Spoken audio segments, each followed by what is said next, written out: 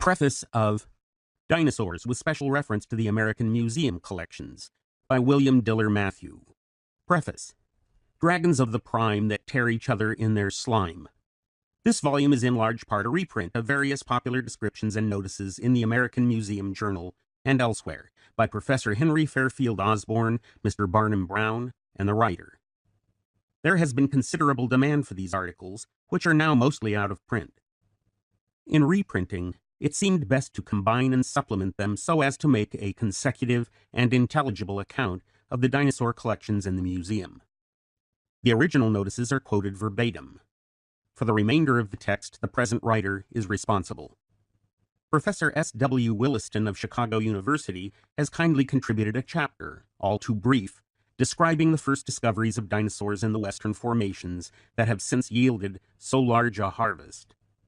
The photographs of American Museum specimens are by Mr. A. E. Anderson. The field photographs by various museum expeditions. The restorations by Mr. Charles R. Knight. Most of these illustrations have been published elsewhere by Professor Osborn, Mr. Brown, and others. The diagrams, figures 1 through 9, 24, 25, 37, and 40, are my own. W.D.M. End of preface. Chapter 1 of Dinosaurs with Special Reference to the American Museum Collections by William Diller Matthew. The Age of Reptiles. Its Antiquity, Duration, and Significance in Geologic History. Paleontology deals with the history of life. Its time is measured in geologic epochs and periods, in millions of years instead of centuries. Man, by this measure, is but a creature of yesterday, his 40 centuries of civilization but a passing episode. Footnote. The records of Egypt and Chaldea extend back at least 60 centuries. End of footnote. It is by no means easy for us to adjust our perspective to the immensely long spaces of time involved in geological evolution. We are apt to think of all these extinct animals merely as prehistoric, to imagine them all living at the same time and contending with our cave-dwelling ancestors for the mastery of the earth. In order to understand the place of the dinosaurs in world history, we must first get some idea of the length of geologic periods, and the immense space of time separating one extinct fauna from another. The Age of Man. Prehistoric time, as it is commonly understood, is the time when barbaric and savage tribes of men inhabited the world, but before civilization began, and earlier than the written records on which history is based. This corresponds roughly to the Pleistocene epoch of geology. It is included along with the much shorter time during which civilization has existed, in the latest and shortest of the geological periods, the Quaternary. It was the age of the mammoth and the mastodon, the megatherium and Irish deer, and of other quadrupeds, large and small, which are now extinct, but most of its animals were the same species as now exist. It was marked by the great episode of the Ice Age, when considerable parts of the Earth's surface were buried under immense accumulations of ice, remnants of which are still with us in the icy covering of Greenland and Antarctica. The Age of Mammals. Before this period was a very much longer one, at least 30 times as long, during which modern quadrupeds were slowly evolving from small and primitive ancestors into their present variety of form and size. This is the Tertiary period, or Age of Mammals. Through this long period, we can trace, step by step, the successive stages through which the ancestors of horses, camels, elephants, rhinoceroses, etc., were gradually converted into their present form in adaptation to their various habits and environment. And, with them, were slowly evolved various kinds of quadrupeds whose descendants do not now exist. The titanotheres, elotheres, oreodonts, etc., extinct races which have not survived to our time. Man, as such, had not come into existence, nor are we able to trace any direct and complete line of ancestry among the fossil species known to us. But his collateral ancestors were represented by the fossil species of monkeys and lemurs of the Tertiary period. The Age of Reptiles. Preceding the Age of Mammals lies a long vista of geologic periods, of which the later ones are marked by the dominance of reptiles, and are grouped together as the Age of Reptiles, or Mesozoic era. This was the reign of the dinosaurs, and in it we are introduced to a world of life so different from that of today that we might well imagine ourselves upon another planet. None of the ordinary quadrupeds with which we are familiar then existed, nor any related to nor resembling them. But in their place were reptiles, large and small, carnivorous and herbivorous, walking, swimming, and even flying. Crocodiles, turtles, and sea reptiles. The crocodiles and turtles of the swamps were not so very different from their modern descendants.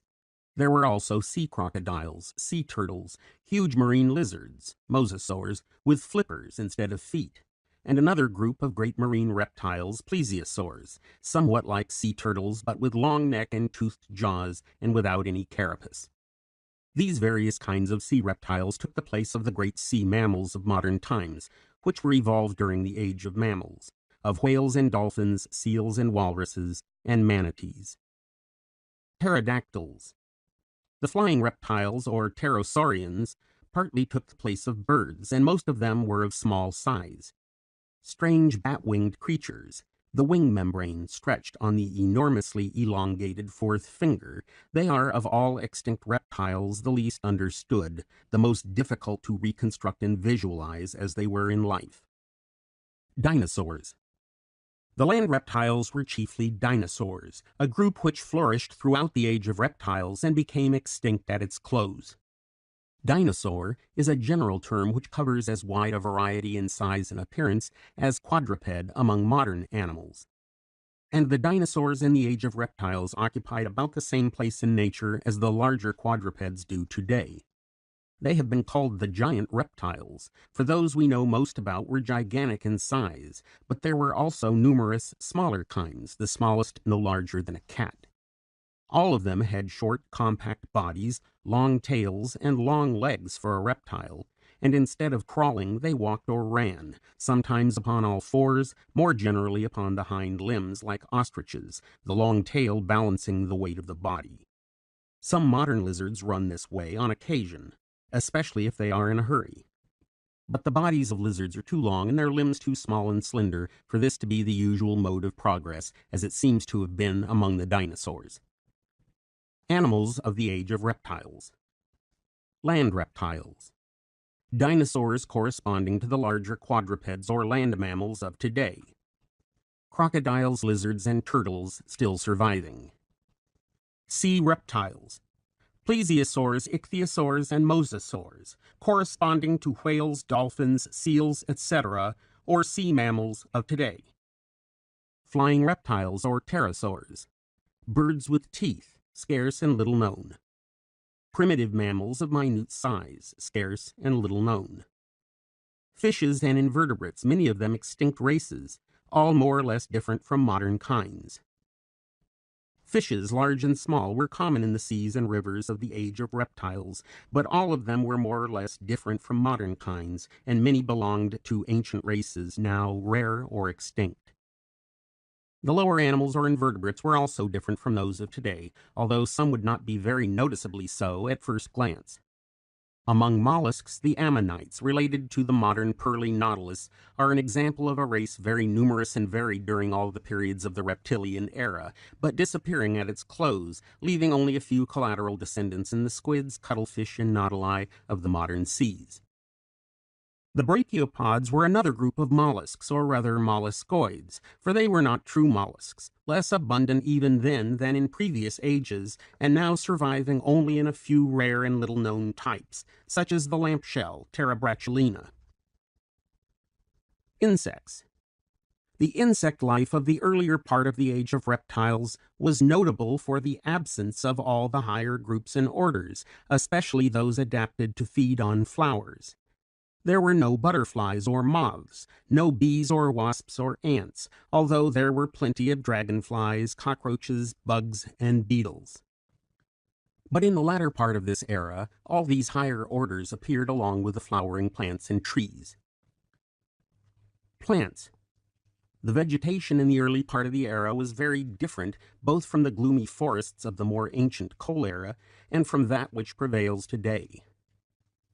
Cycads, ferns and fern-like plants, Coniferous trees, especially related to the modern Araucaria or Norfolk Island pine, ginkgo still surviving in China, and huge equisetae or horsetail rushes still surviving in South American swamps and with dwarfed relatives throughout the world were the dominant plant types of that era. The flowering plants and deciduous trees had not appeared. But in the latter half of the era, these appeared in ever-increasing multitudes, displacing the lower types and relegating them to a subordinate position. Unlike the more rapidly changing higher animals, these ancient Mesozoic groups of plants have not wholly disappeared, but still survive mostly in tropical and southern regions, or as a scanty remnant in contrast with their once varied and dominant role. There is every reason to believe that upon the appearance of these higher plants whose flower and fruit afforded a more concentrated and nourishing food, depended largely the evolution of the higher animal life, both vertebrate and insect, of the Cenozoic or modern era. End of Chapter 1. Chapter 2 of Dinosaurs, with special reference to the American Museum Collections, by William Diller Matthew. Chapter 2. North America in the Age of Reptiles, its geographic and climatic changes. North America in the Age of Reptiles would have seemed almost as strange to our eyes in its geography as in its animals and plants. The present outlines of its coast, its mountains and valleys, its rivers and lakes, have mostly arisen since that time. Even the more ancient parts of the continent have been profoundly modified through the incessant work of rain and rivers, and of the waves, tending to wear down the land surfaces, of volcanic outbursts building them up, and of the more mysterious agencies which raise or depress vast stretches of mountain chains or even the whole area of a continent, and which tend on the whole, so far as we can see, to restore or increase the relief of the continents, as the action of the surface waters tends to bring them down to or beneath the sea level. Alternate overflow and emergence of continents. In a broad way, these agencies of elevation and of erosion have caused, in their age-long struggle, an alternation of periods of overflow and periods of continental emergence during geologic time. During the periods of overflow, great portions of the low-lying parts of the continents were submerged and formed extensive but comparatively shallow seas. The mountains, through long-continued erosion, were reduced to gentle and uniform slopes of comparatively slight elevation. Their materials were brought down by rivers to the seacoast and distributed as sedimentary formations over the shallow interior seas or along the margins of the continents. But this load of sediments transferred from the dry land to the ocean margins and shallow seas disturbed the balance of weight, isostasy, which normally keeps the continental platforms above the level of the ocean basins, which, as shown by gravity measurement, are underlain by materials of higher specific gravity than the continents. In due course of time, when the strain became sufficient, it was readjusted by Earth movements of a slowness proportioned to their vastness. These movements, while tending upon the whole to raise the continents to, or sometimes beyond, their former relief, did not reverse the action of erosion agencies in detail, but often produced new lines or areas of high elevation. Geologic periods.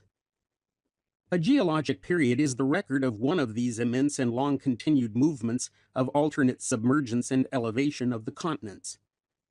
It begins, therefore, and ends with a time of emergence and includes a long era of submergence. These epochs of elevation are accompanied by the development of cold climates at the poles and, elsewhere, of arid conditions in the interior of the continents. The epochs of submergence are accompanied by a warm, humid climate, more or less uniform from the equator to the poles. The Earth has very recently, in a geologic sense, passed through an epoch of extreme continental elevation, the maximum of which was marked by the Ice Age. The continents are still emerged for the most part almost to the borders of the continental shelf, which forms their maximum limit. And in the icy covering of Greenland and Antarctica, a considerable portion still remains of the great ice sheets which, at their maximum, covered large parts of North America and Europe. We are now at the beginning of a long period of slow erosion and subsidence, which, if this interpretation of the geologic record be correct, will, in the course of time, reduce the mountains to plains and submerge great parts of the lowlands beneath the ocean. As compensation for the lesser extent of dry land, we may look forward to a more genial and favorable climate in the reduced areas that remain above water. Length of geologic cycles. But these vast cycles of geographic and climatic change will take millions of years to accomplish their course. The brief span of human life, or even the few centuries of recorded civilization, are far too short to show any perceptible change in climate due to this cause. The utmost stretch of a man's life will cover perhaps 1/200,000th part of a geologic period. The time elapsed since the dawn of civilization is less than a 3,000th part. Of the days and hours of this geologic year, our historic records cover but 2 or 3 minutes, our individual lives but a fraction of a second. We must not expect to find records of its changing seasons in human history, still less to observe them personally. There are indeed minor cycles of climate within this great cycle.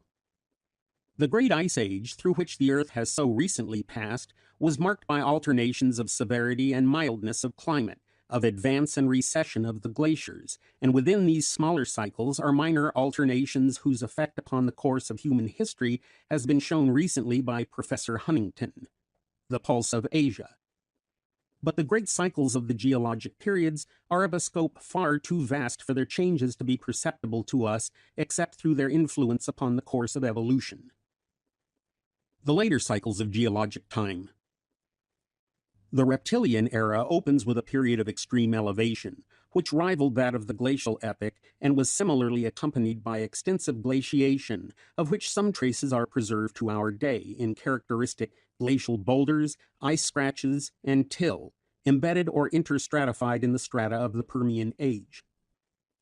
Between these two extremes of continental emergence, the Permian and the Pleistocene, we can trace 6 cycles of alternate submergence and elevation, as shown in the diagram, representing the proportion of North America which is known to have been above water during the 6 geologic periods that intervene.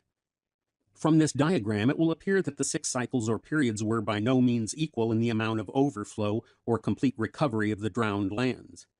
The Cretacic period was marked by a much more extensive and long-continued flooding. The Great Plains west of the Mississippi were mostly underwater from the Gulf of Mexico to the Arctic Ocean. The earlier overflows were neither so extensive nor so long-continued. The great uplift of the close of the Cretacic regained permanently the Great Central region and united East and West, and the overflows of the Age of Mammals were mostly limited to the South Atlantic and Gulf coasts. Sedimentary formations. During the epochs of greatest overflow, great marine formations were deposited over large areas of what is now dry land. These were followed, as the land rose to sea level, by extensive marsh and delta formations, and these, in turn, by scattered and fragmentary dry land deposits spread by rivers over their floodplains. In the marine formations are found the fossil remains of the sea animals of the period. In the coast and delta formations are the remains of those which inhabited the marshes and forests of the coast regions, while the animals of the dry land, of plains and upland, left their remains in the river plain formations. These last, however, fragmentary and loose and overlying the rest, were the first to be swept away by erosion during the periods of elevation, and of such formations in the age of reptiles, very little, if anything, seems to have been preserved to our day. Consequently, we know very little about the upland animals of those times, if, as seems very probable, they were more or less different from the animals of the coast forests and swamps. The river plain deposits of the Age of Mammals, on the other hand, are still quite extensive, especially those of its later epochs, and afford a fairly complete record in some parts of the continent of the upland fauna of those regions. Occurrence of dinosaur bones. Dinosaur bones are found mostly in the great delta formations, and since those were accumulated chiefly in the early stages of great continental elevations, it follows that our acquaintance with dinosaurs is mostly limited to those living at certain epochs during the Age of Reptiles. In point of fact, so far as explorations have yet gone in this country, the dinosaur fauna of the close of the Jurassic and beginning of the Comanchic and that of the later Cretacic are the only ones we know much about.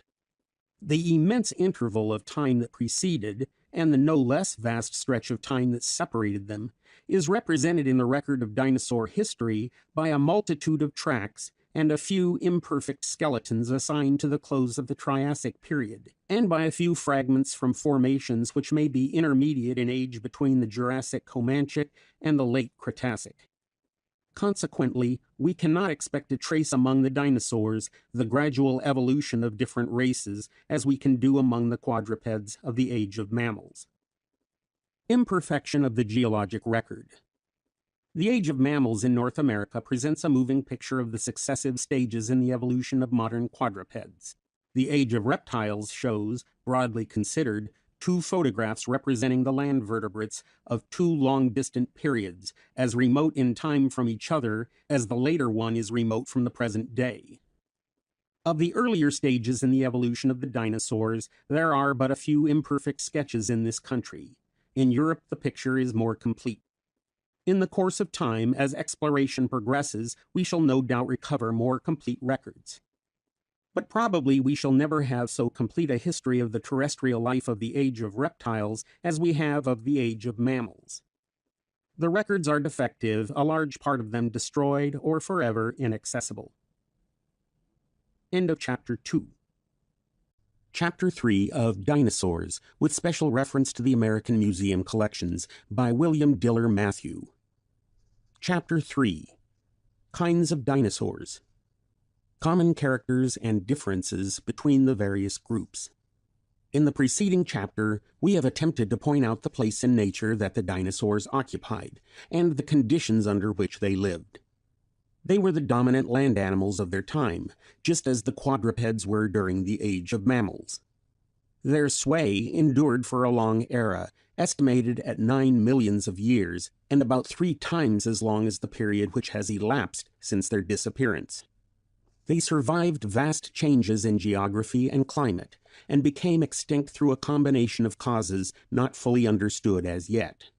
Probably the great changes in physical conditions at the end of the Cretacic period, and the development of mammals and birds, more intelligent, more active, and better adapted to the new conditions of life, were the most important factors in their extinction.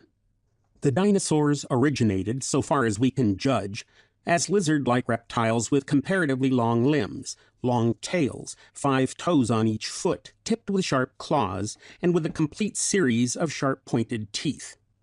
It would seem probable that these ancestors were more or less bipedal, and adapted to live on dry land.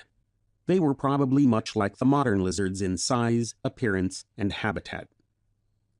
Footnote: if some vast catastrophe should today blot out all the mammalian races, including man and the birds, but leave the lizards and other reptiles still surviving, with the lower animals and plants, we might well expect the lizards, in the course of geologic periods, to evolve into a great and varied land fauna like the dinosaurs of the Mesozoic era.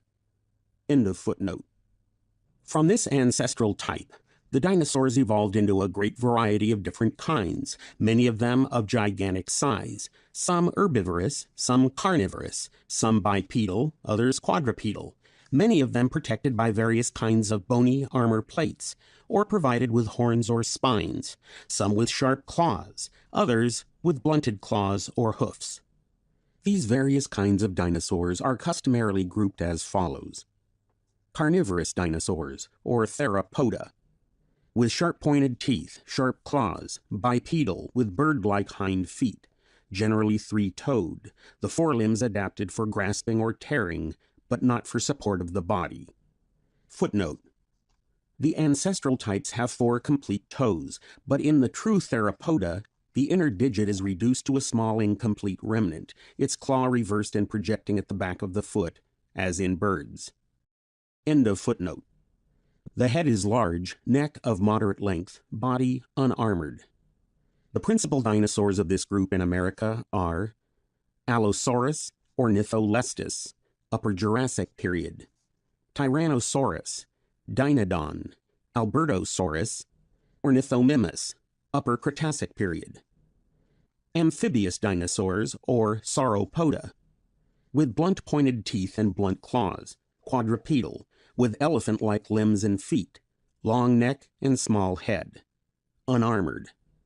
Principal dinosaurs of this group in America are Brontosaurus, Diplodocus, Camarasaurus, Morosaurus, and Brachiosaurus, all of the Upper Jurassic and Comanchic periods.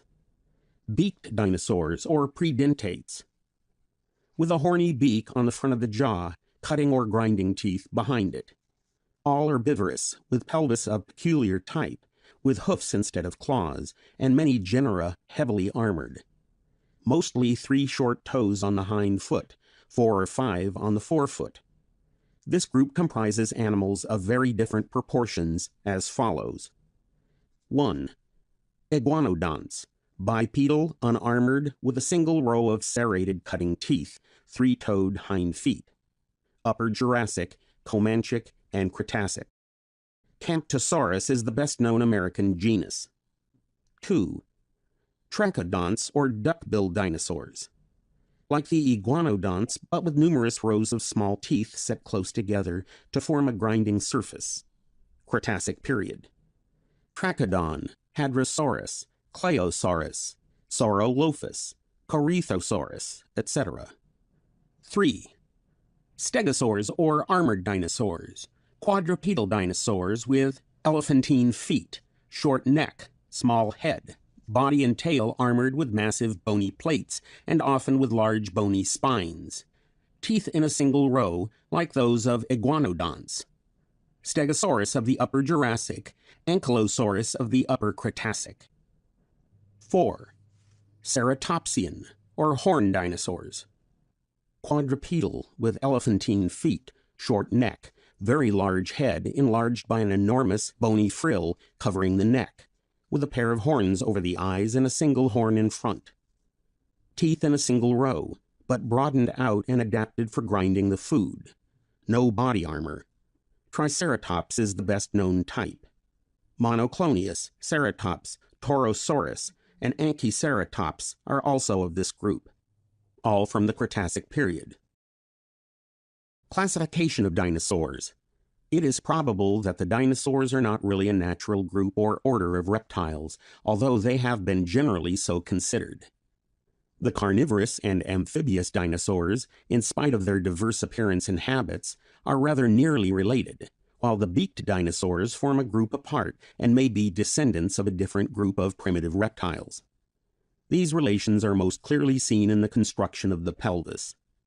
In the first 2 groups, the pubis projects downward and forward, as it does in the majority of reptiles, and the ilium is a high rounded plate, while in the others the pelvis is of a wholly different type, strongly suggesting the pelvis of birds.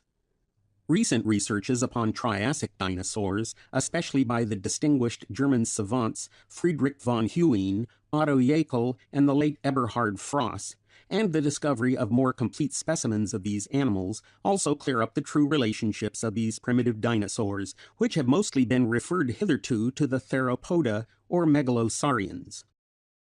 The following classification is somewhat more conservative than the arrangement recently proposed by von Huene. Order Saurischia, Seeley. Suborder Coelurosauria, von Huene. The same as Compsognathus, Huxley, Symphopoda, Cope. Family Podocasauridae, Triassic, Connecticut. Family Halopodidae, Jurassic, Colorado. Family Siluridae, Jurassic and Comanchic, North America. Family Compsognathidae, Jurassic, Europe. Suborder Pachypodosauria, von Huene. Family Anchisauridae, Triassic, North America and Europe. Family Zanclodontidae and family Platyosauridae, Triassic, Europe. Footnote. Regarded by Dr. von Huene as ancestral respectively to the Theropoda and Sauropoda. End of footnote. Suborder Theropoda, Marsh, the same as Goniopoda, Cope. Family Megalosauridae, Jurassic and Comanchic. Family Dinodontidae, Cretacic. Family Ornithomimidae, Cretacic, North America. Suborder Sauropoda, Marsh, the same as Opisthocoelia, Owen, and Cetiosauria, Seeley. Family Cetiosauridae. Family Morosauridae. And family Diplodocidae, Jurassic and Comanchic. Order Ornithischia, Seeley, the same as Orthopoda, Cope, and Predentata, Marsh. Suborder Ornithopoda, Marsh. Iguanodontia, Dolo. Family Nanosauridae, Jurassic, Colorado. Family Camptosauridae, and family Iguanodontidae, Jurassic and Comanchic. Family Trachodontidae, the same as Hadrosauridae, Cretacic. Suborder Stegosauria, Marsh. Family Scelidosauridae, and family Stegosauridae, the same as Nodosauridae, Jurassic and Comanchic. Family Ankylosauridae, Cretacic. Suborder Ceratopsia, Marsh.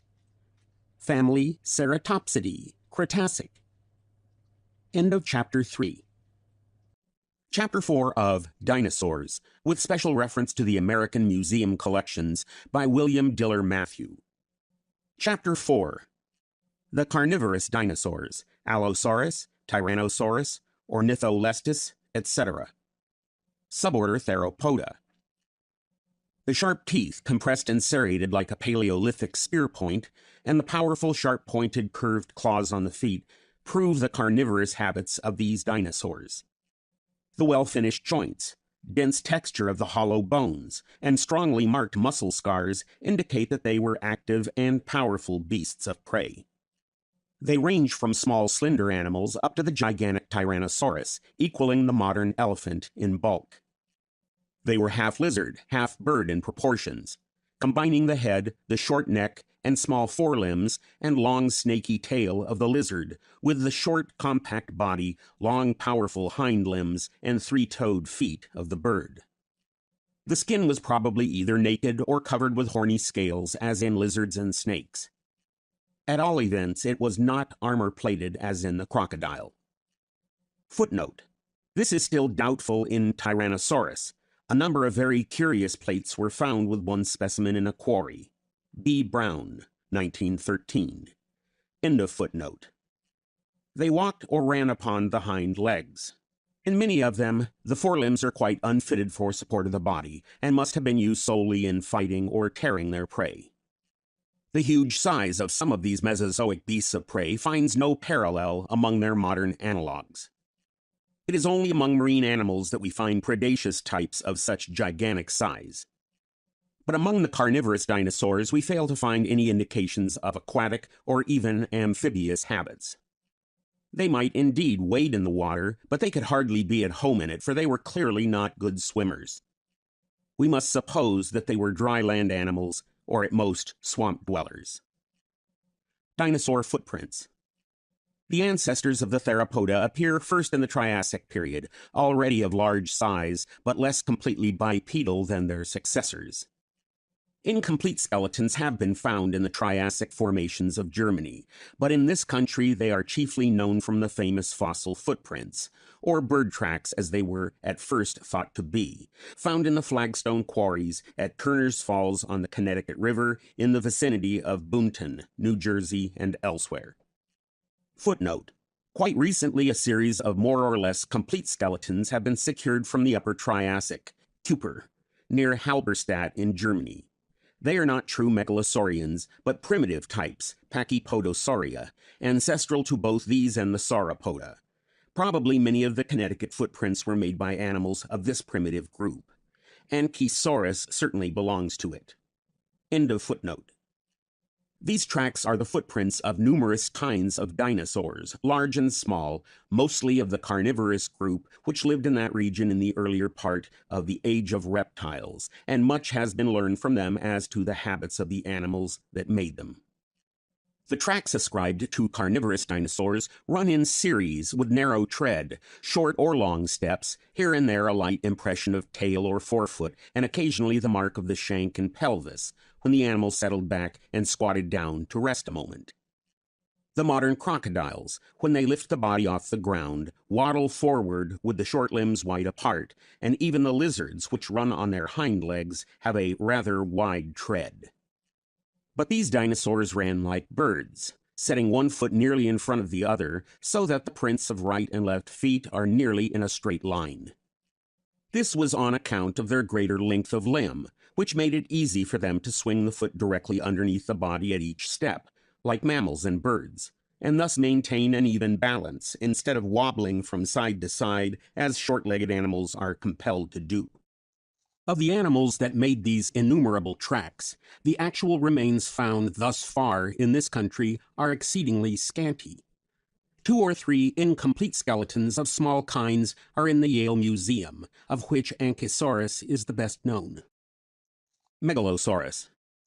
Fragmentary remains of this huge carnivorous dinosaur were found in England nearly a century ago, and the descriptions by Dean Buckland and Sir Richard Owen, and the restorations due to the imaginative chisel of Waterhouse Hawkins, have made it familiar to most English readers. Unfortunately, it was, and still remains, very imperfectly known. It was very closely related to the American Allosaurus, and unquestionably similar in appearance and habits. Footnote: it is evidently the dinosaur of Sir Conan Doyle's Lost World, but the vivid description which the great English novelist gives of its appearance and habits, based probably upon the Hawkins restoration, is not at all in accord with inferences from what is now known of these animals. End of footnote. Allosaurus. The following extract is from the American Museum Journal for January 1908. Although smaller than its huge contemporary Brontosaurus, this animal is of gigantic proportions, being 34 feet 2 inches in length and 8 feet 3 inches high. History of the Allosaurus skeleton. This rare and finely preserved skeleton was collected by Mr. F. F. Hubbell in October 1879 in the Como Bluffs, near Medicine Bow, Wyoming, the richest locality in America for dinosaur skeletons, and is a part of the great collection of fossil reptiles, amphibians, and fishes gathered together by the late Professor E. D. Cope and presented to the American Museum in 1899 by President Jessup. Shortly after the Centennial Exposition, 1876, it had been planned that Professor Cope's collection of fossils should form part of a great public museum in Fairmount Park, Philadelphia, the city undertaking the cost of preparing and exhibiting the specimens, an arrangement similar to that existing between the American Museum and the city of New York. Footnote: the cost of preparation is now defrayed by the museum. End of footnote. The plan, however, fell through, and the greater part of this magnificent collection remained in storage in the basement of Memorial Hall in Fairmount Park for the next 20 years. From time to time, Professor Cope removed parts of the collection to his private museum in Pine Street for purposes of study and scientific description. He seems, however, to have no idea of the perfection and value of this specimen. In 1899, when the collection was purchased from his executors by Mr. Jessup, the writer went to Philadelphia under the instructions of Professor Osborne, curator of fossil vertebrates, to superintend the packing and removal to the American Museum. At that time, the collection made by Hubbell was still in Memorial Hall, and the boxes were piled up just as they came in from the West, never having been unpacked. Professor Cope's assistant, Mr. Geismar, informed the writer that Hubbell's collection was mostly fragmentary and not of any great value. Mr. Hubbell's letters from the field, unfortunately, were not preserved, but it is likely that they did not make clear what a splendid find he had made, and as some of his earlier collections had been fragmentary and of no great interest, the rest were supposed to be of the same kind. When the Cope collection was unpacked at the American Museum, this lot of boxes, not thought likely to be of much interest, was left until the last, and not taken in hand until 1902 or 1903. But when this specimen was laid out, it appeared that a treasure had come to light. Although collected by the crude methods of early days, it consisted of the greater part of the skeleton of a single individual, with the bones in wonderfully fine preservation, considering that they had been buried for, say, 8 million years. They were dense black, hard, and uncrushed, even better preserved and somewhat more complete than the 2 fine skeletons of Allosaurus from Bone Cabin Quarry, the greatest treasures that this famous quarry had supplied. The great carnivorous dinosaurs are much rarer than the herbivorous kinds, and these 3 skeletons are the most complete that have ever been found. In all the years of energetic exploration that the late Professor Marsh devoted to searching for dinosaurs in the Jurassic and Cretaceous formations of the West, he did not obtain any skeletons of carnivorous kinds anywhere near as complete as these, and their anatomy was in many respects unknown or conjectural. By comparison of the three Allosaurus skeletons with one another and with other specimens of carnivorous dinosaurs of smaller size in this and other museums, particularly in the National Museum and the Kansas University Museum, we have been able to reconstruct the missing parts of the Cope specimen with very little possibility of serious error. Evidence for combining and posing this mount. An incomplete specimen of Brontosaurus, found by Dr. Wortman and Professor W.C. Knight of the American Museum Expedition of 1897, had furnished interesting data as to the food and habits of Allosaurus, which were confirmed by several other fragmentary specimens obtained later in the Bone Cabin Quarry.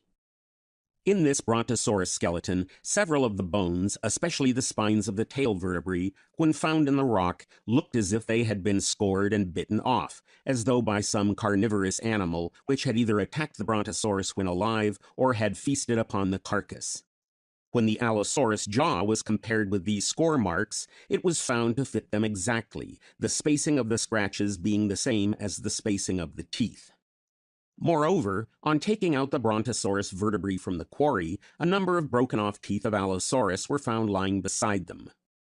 As no other remains of Allosaurus or any other animal were intermingled with the Brontosaurus skeleton, the most obvious explanation was that these teeth were broken off by an Allosaurus while devouring the Brontosaurus carcass. Many of the bones of other herbivorous dinosaurs found in the Bone Cabin Quarry were similarly scored and bitten off, and the teeth of Allosaurus were also found close to them. With these data at hand, the original idea was conceived of combining these two skeletons, both from the same formation and found within a few miles of each other, to represent what must actually have happened to them in the remote Jurassic period, and mount the Allosaurus skeleton standing over the remains of a Brontosaurus in the attitude of feeding upon its carcass. Some modifications were made in the position to suit the exigencies of an open mount and to accommodate the pose to the particular action. The head of the animal was lifted a little, one hind foot planted upon the carcass, while the other, resting upon the ground, bears most of the weight. The forefeet, used in these animals only for fighting or for tearing their prey, not for support, are given characteristic attitudes, and the whole pose represents the Allosaurus devouring the carcass and raising head and forefoot in a threatening manner as though to drive away intruders. The balance of the various parts was carefully studied and adjusted under direction of the curator. The preparation and mounting of the specimen were done by Mr. Adam Harriman, head preparator, and his assistants, especially Messrs. Falkenbach and Lang. As now exhibited in the Dinosaur Hall, this group gives to the imaginative observer a most vivid picture of a characteristic scene in that bygone age, millions of years ago, when reptiles were the lords of creation, and nature, red in tooth and claw, had lost none of her primitive savagery, and the era of brute force and ferocity showed little sign of the gradual amelioration which was to come to pass in future ages through the predominance of superior intelligence. Appearance and habits of Allosaurus. A study of the mechanism of the Allosaurus skeleton shows us in the first place that the animal is balanced on the hind limbs, the long heavy tail making an adequate counterpoise for the short compact body and head. The hind limbs are 9 feet in length when extended, about equal to the length of the body and neck, and the bones are massively proportioned. When the thigh bone is set in its normal position, as indicated by the position of the scars and processes for attachment of the principal muscles, see under Brontosaurus for the method used to determine this, the knee bends forward as in mammals and birds, not outward as in most modern reptiles. The articulations of the foot bones show that the animal rested upon the ends of the metapodials, as birds and many mammals do, not upon the sole of the foot, like crocodiles or lizards. The flat vertebral joints show that the short compact body was not as flexible as the longer body of crocodiles or lizards, in which the articulations are of the ball and socket type, showing that in them this region was very flexible. The tail also shows a limited flexibility. It could not be curled or thrown over the back, but projected out behind the animal, swinging from side to side or up and down as much as was needed for balance. The curvature of the ribs shows that the body was narrow and deep, unlike the broad, flattened body of the crocodile or the less flattened but still broad body of the lizard. The loose-hung jaw, articulated far back, shows by the set of its muscles that it was capable of an enormous gape. While in the skull there is evidence of a limited movement of the upper jaw on the cranial portion, intended probably to assist in the swallowing of large objects, like the double-jointed jaw of a snake. As to the nature of the skin, we have no exact knowledge. We may be sure that it had no bony armor, like the crocodile, for remains of any such armor could not fail to be preserved with the skeletons, as it always is in fossil crocodiles or turtles. Perhaps it was scaly like the skin of lizards and snakes, for the horny scales of the body are not preserved in fossil skeletons of these reptiles. But if so, we might expect from the analogy of the lizard that the scales of the head would be ossified and preserved in the fossil, and there is nothing of this kind in the carnivorous dinosaurs. We can exclude feathers from consideration, for these dinosaurs have no affinities to birds, and there is no evidence for feathers in any dinosaur. Probably the best evidence is that of the trachodon or duck-billed dinosaur, although this animal was but distantly related to the Allosaurus.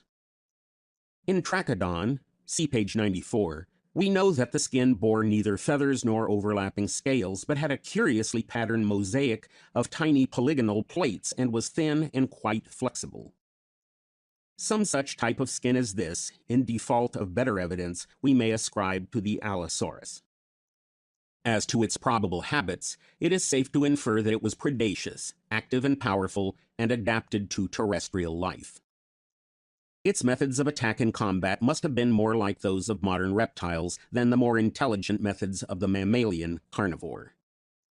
The brain cast of Allosaurus indicates a brain of similar type and somewhat inferior grade to that of the modern crocodile or lizard, and far below the bird or mammal in intelligence.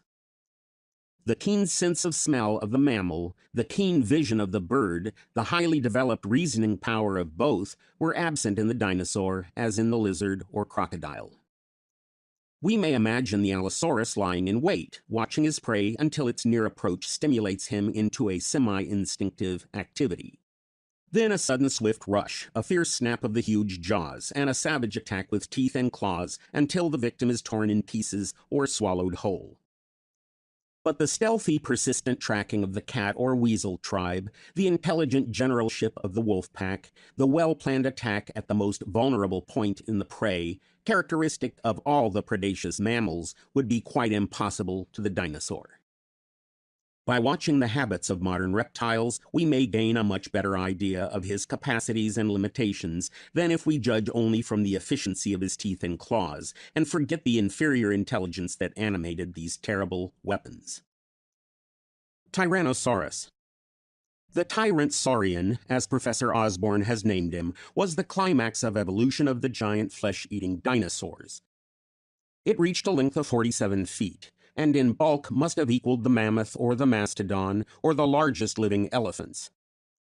The massive hind limbs, supporting the whole weight of the body, exceeded the limbs of the great proboscideans in bulk, and in a standing position the animal was 18 to 20 feet high, as against 12 for the largest African elephants or the southern mammoth.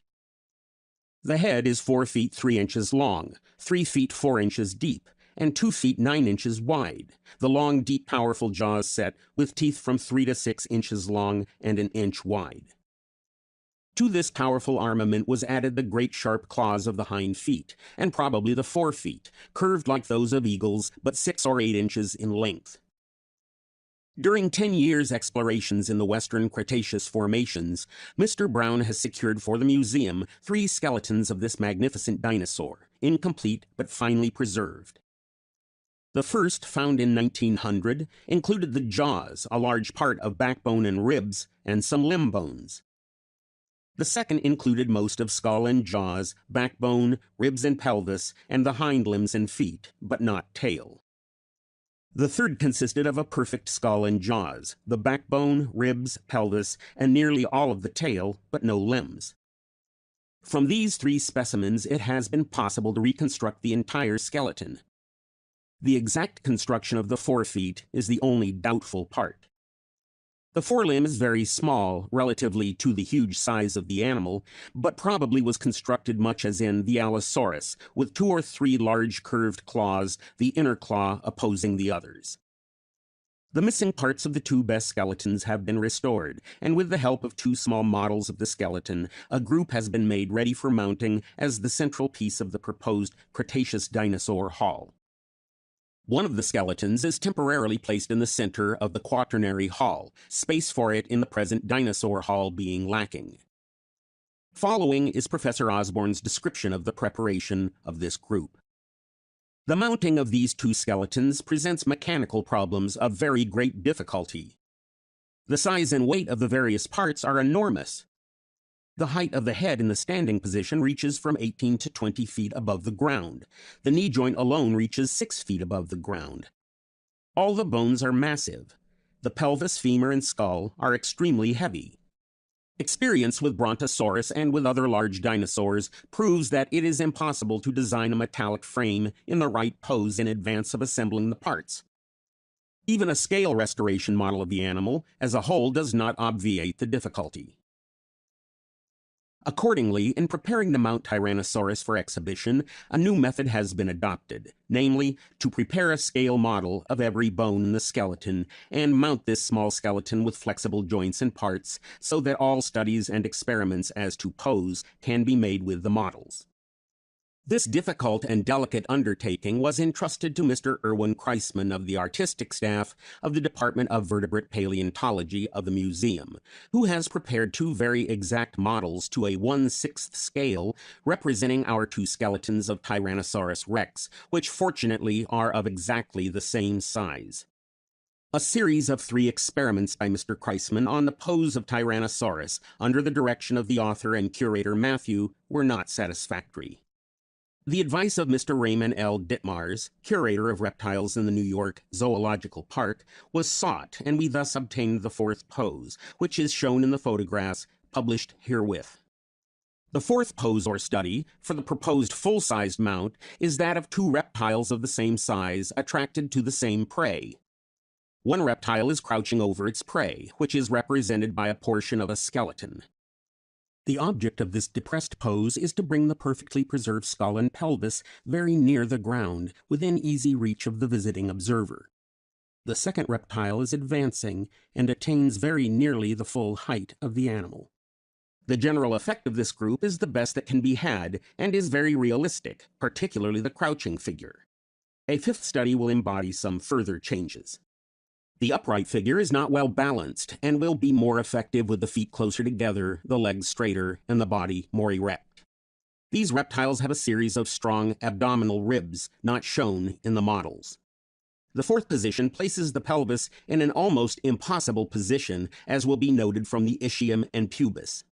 The lateral view of this 4th pose represents the animals just prior to the convulsive single spring and tooth grip which distinguishes the combat of reptiles from that of all mammals, according to Mr. Ditmars. The rear view of the standing skeleton displays the peculiarly avian structure of the iliac junction with a sacral plate, characteristic of these highly specialized dinosaurs, also the marked reduction of the upper end of the median metatarsal bone, which formerly was believed to be peculiar to Ornithomimus. This model of the group is on exhibition with the mounted skeleton. As compared with its predecessor, Allosaurus, the Tyrannosaurus is much more massively proportioned throughout. The skull is more solid, the jaws much deeper and more powerful, the forelimb much smaller, the tail shorter, the hind limbs straighter, and the foot bones more compacted, so that the animal was more strictly digitigrade, approaching the ostriches more closely in this particular. This animal probably reached the maximum of size and of development of teeth and claws of which its type of animal mechanism was capable. Its bulk precluded quickness and agility. It must have been designed to attack and prey upon the ponderous and slow-moving horned and armored dinosaurs with which its remains are found, and whose massive cuirass and weapons of defense are well matched with its teeth and claws. The momentum of its huge body involved a seemingly slow and lumbering action, an inertia of its movements, difficult to start and difficult to shift or to stop.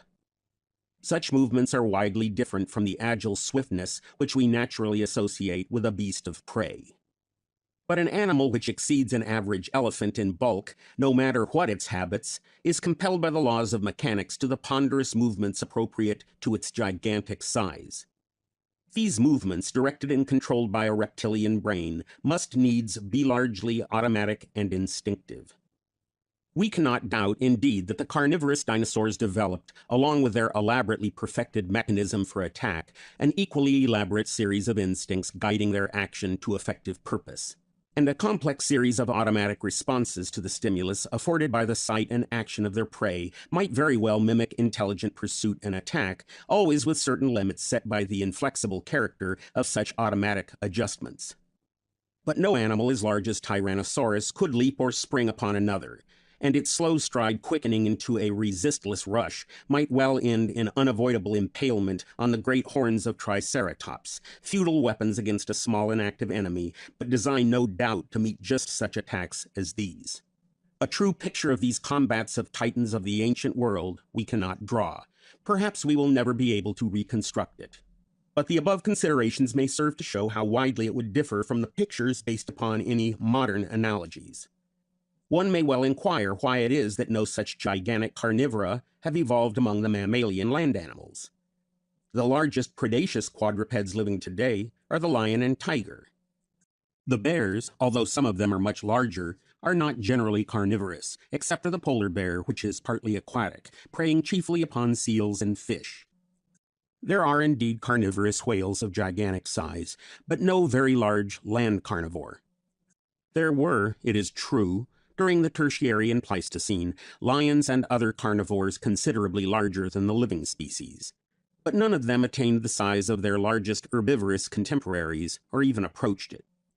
Among the dinosaurs, on the other hand, we find that, setting aside Brontosaurus and its allies as aquatic, the predaceous kinds equaled or exceeded the largest of the herbivorous sorts.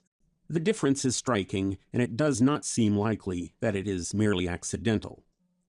The explanation lies probably in the fact that the large herbivorous mammals are much more intelligent and active, and would be able to use their weapons of defense so as to defy the attacks of relatively slow-moving giant beasts of prey, as they do also the more active but less powerful assaults of smaller ones.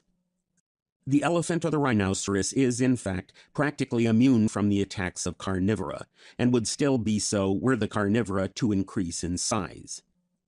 The large modern carnivora prey upon herbivores of medium or smaller size, which they are active enough to surprise or run down. Carnivora of much larger size would be too slow and heavy in movements to catch small prey, while the larger herbivores, by intelligent use of their defensive weapons, could still fend them off successfully. In consequence, giant carnivores would find no field for action in the Cenozoic world, and hence they have not been evolved. But the giant herbivorous dinosaurs, well-armed or well-defended though they were, had not the intelligence to use those weapons effectively under all circumstances. Thus they might be successfully attacked, at least sometimes, by the powerful although slow-moving megalosaurians. The suggestion has also been made that these giant carnivores were carrion eaters rather than truly predaceous. The hypothesis can hardly be effectively supported nor attacked. It is presented as a possible alternate. Albertosaurus. Closely allied to the Tyrannosaurus but smaller, about equal in size to Allosaurus, was the Albertosaurus of the Edmonton Formation in Canada. It is somewhat older than the Tyrannosaur, although still of the late Cretacic period, and may have been ancestral to it. A fine series of limbs and feet, as also skull, tail, etc., are in the museum's collections. At or about this time, carnivorous dinosaurs of slightly smaller size are known to have inhabited New Jersey. A fragmentary skeleton of one, secured by Professor Cope in 1869, was described as Laelaps, the same as Dryptosaurus. Footnote. Since these lines were written, the museum has secured finely preserved skeletons of 2 or more kinds of carnivorous dinosaurs from the Belly River Formation in Canada. End of footnote. Ornitholestes. In contrast with the Allosaurus and Tyrannosaurus, this skeleton represents the smaller and more agile carnivorous dinosaurs which preyed upon the lesser herbivorous reptiles of the period. These little dinosaurs were probably common during all the age of reptiles, much as the smaller quadrupeds are today, but skulls or skeletons are rarely found in the formations known to us. The Ankylosaurus, Podokesaurus, and other genera of the Triassic period have left innumerable tracks upon the sandy shales of the Newark Formation, but only 2 or 3 skeletons are known. A cast of one of them is exhibited here. The original is preserved in the Yale Museum. In the succeeding Jurassic period, we have the Compsognathus, smallest of known dinosaurs, and this Ornitholestes, some 6 feet long. A cast of the Compsognathus skeleton is shown. The original found in the lithographic limestone of Solnhofen is preserved in the Munich Museum. The Ornitholestes is from the Bone Cabin Quarry in Wyoming.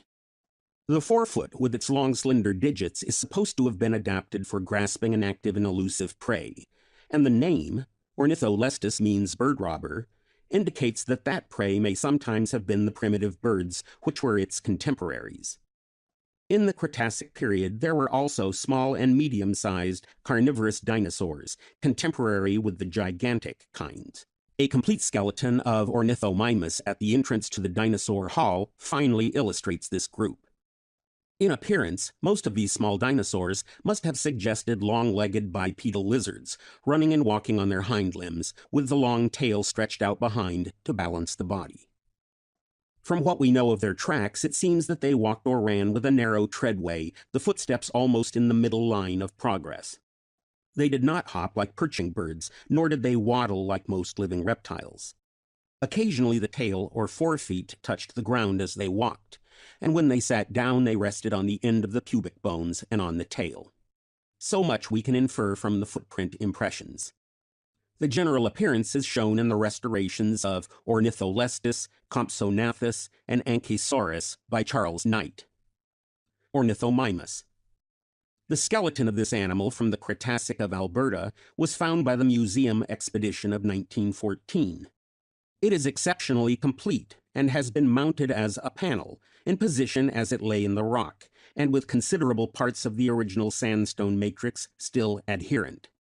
The long slender limbs, long neck, small head, and toothless jaws are all singularly bird-like and afford a striking contrast to the Tyrannosaurus. At the time of writing, its adaptation and relationships have not yet been thoroughly investigated. End of Chapter 4. Chapter 5 of Dinosaurs, with special reference to the American Museum Collections, by William Diller Matthew. Chapter 5. The amphibious dinosaurs, Brontosaurus, Diplodocus, etc. Suborder Opisthocoelia, Cetiosauria, or Sauropoda.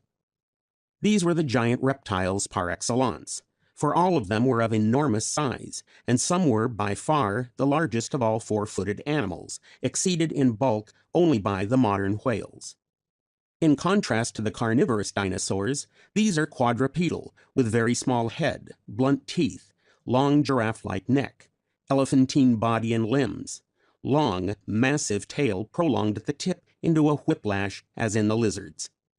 Like the elephant, they have 5 short toes on each foot, probably buried in life in a large soft pad, but the inner digits bear large claws, blunt, like those of turtles, 1 in the forefoot, 3 in the hindfoot.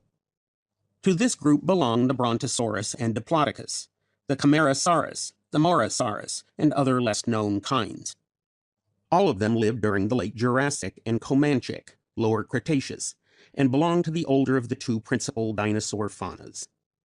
They were contemporaries of the Allosaurus and Megalosaurus, the Stegosaurus, and Iguanodon, but unlike the carnivorous and beaked dinosaurs, they became wholly extinct before the Upper or True Cretacic, and left no relatives to take part in the final epoch of expansion and prosperity of the dinosaurian race at the close of the Reptilian era.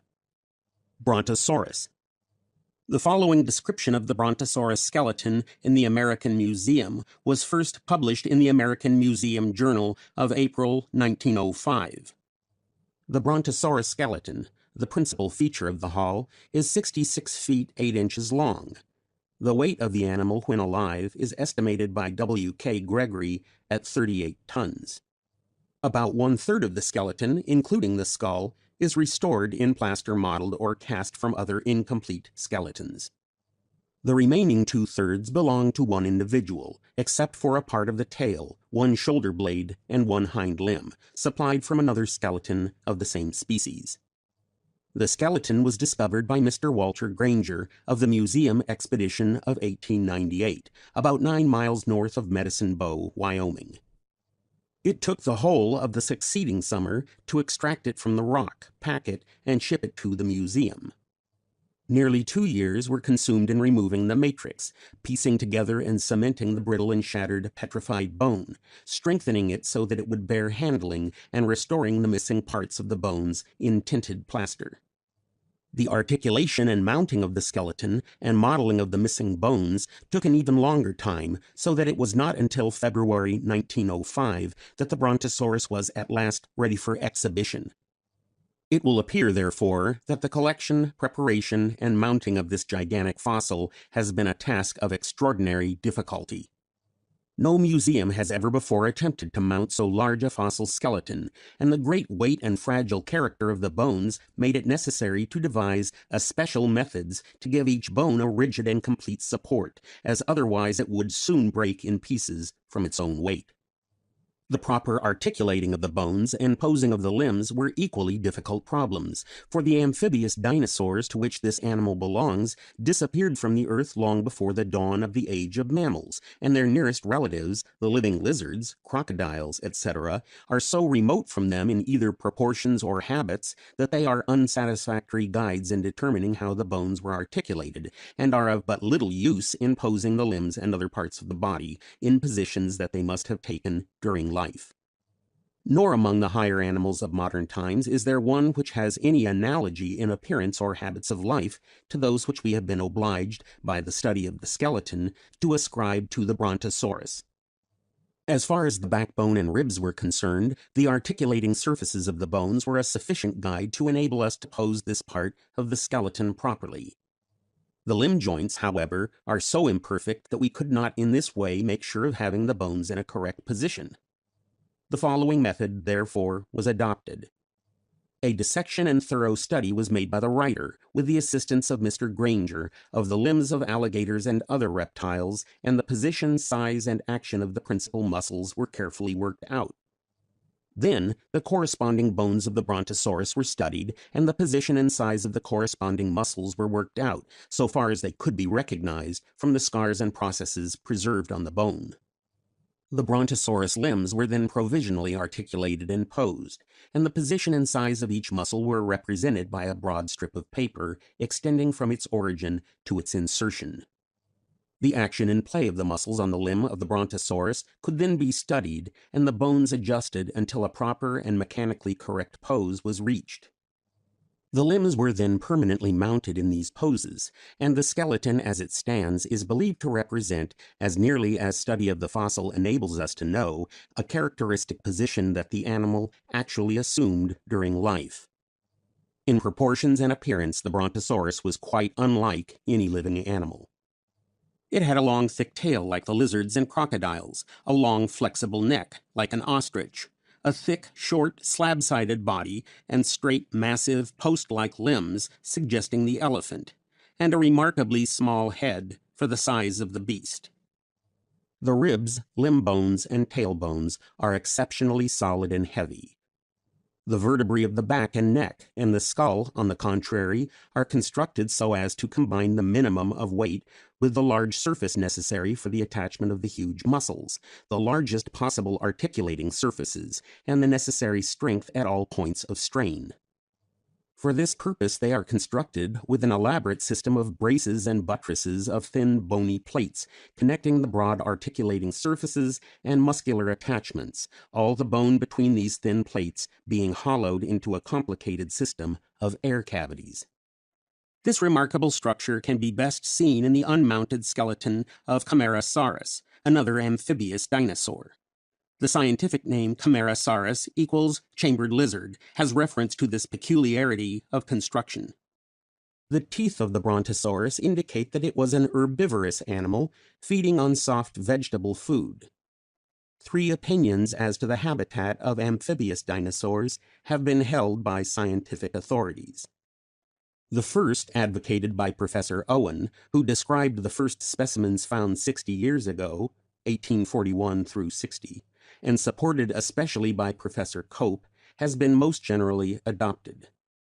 This regards the animals as spending their lives entirely in shallow water, partly immersed, wading about on the bottom, or perhaps occasionally swimming, but unable to emerge entirely upon dry land.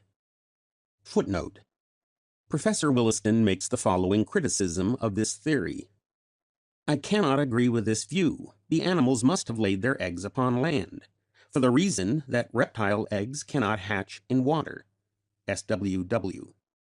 But with deference to Williston's high authority, I may note that there is no evidence that the sauropoda were egg-laying reptiles. They, or some of them, may have been viviparous, like the ichthyosaurus. End of footnote. More recently, Professor Osborne has advocated the view that they resorted occasionally to the land for egg-laying or other purposes, and still more recently, the view has been taken by Mr. Riggs and the late Professor Hatcher that they were chiefly terrestrial animals. The writer inclines to the view of Owen and Cope, whose unequaled knowledge of comparative anatomy renders their opinion on this doubtful question especially authoritative. The contrast between the massive structure of the limb bones, ribs, and tail, and the light construction of the backbone, neck, and skull suggests that the animal was amphibious, living chiefly in shallow water where it could wade about on the bottom, feeding upon the abundant vegetation of the coastal swamps and marshes, and pretty much out of reach of the powerful and active carnivorous dinosaurs, which were its principal enemies. The water would buoy up the massive body and prevent its weight from pressing too heavily on the imperfect joints of the limb and foot bones, which were covered during life with thick cartilage, like the joints of whales, sea lizards, and other aquatic animals. If the full weight of the animal came on these imperfect joints, the cartilage would yield and the ends of the bones would grind against each other, thus preventing the limb from moving without tearing the joint to pieces. The massive solid limb and foot bones weighted the limbs while immersed in water and served the same purpose as the lead in a diver's shoes, enabling the Brontosaurus to walk about firmly and securely underwater. On the other hand, the joints of the neck and back are exceptionally broad, well-fitting, and covered with a much thinner surface of cartilage. The pressure was thus much better distributed over the joint, and the full weight of the part of the animal above water, reduced as it was by the cellular construction of the bones, might be borne on these joints without the cartilage giving way. Looking at the mounted skeleton, we may see that if a line be drawn from the hip joint to the shoulder blade, all the bones below this are massive. All above, including neck and head, are lightly constructed. This line may be taken to indicate the average water line, so to speak, of this leviathan of the shallows. The long neck would enable the animal, however, to wade to a considerable depth, and it might forage for food either in the branches or the tops of trees, or, more probably, among the soft succulent water plants of the bottom. The row of short, spoon-shaped stubby teeth around the front of the mouth would serve to bite or pull off soft leaves and water plants, but the animal evidently could not masticate its food, and must have swallowed it without chewing, as do modern reptiles and birds. The brain case occupies only a small part of the back of the skull, so that the brain must have been small even for a reptile, and its organization, as inferred from the form of the brain case, indicates a very low grade of intelligence. Much larger than the brain proper was the spinal cord, especially in the region of the sacrum, controlling most of the reflex and involuntary actions of the huge organism. Hence, we can best regard the Brontosaurus as a great slow-moving animal automaton, a vast storehouse of organized matter directed chiefly or solely by instinct, and to a very limited degree, if at all, by conscious intelligence. Its huge size and its imperfect organization, compared with the great quadrupeds of today, rendered its movements slow and clumsy. Its small and low brain shows that it must have been automatic, instinctive, and unintelligent. Composition of the Brontosaurus skeleton. The principal specimen, Number 460 is from the 9-mile crossing of the Little Medicine Bow River, Wyoming. It consists of the 5th, 6th, and 8th to 13th cervical vertebrae, 1st to 9th dorsal, and 3rd to 19th caudal vertebrae, all the ribs, both coracoids, parts of sacrum and ilia, both ischia in pubes, left femur and astragalus, and part of left fibula. The backbone and most of the neck of this specimen were found articulated together in the quarry, the ribs of one side in position, the remainder of the bones scattered around them, and some of the tailbones weathered out on the surface. From number 222, found at Como Bluffs, Wyoming, were supplied the right scapula, 10th dorsal vertebra, and right femur and tibia.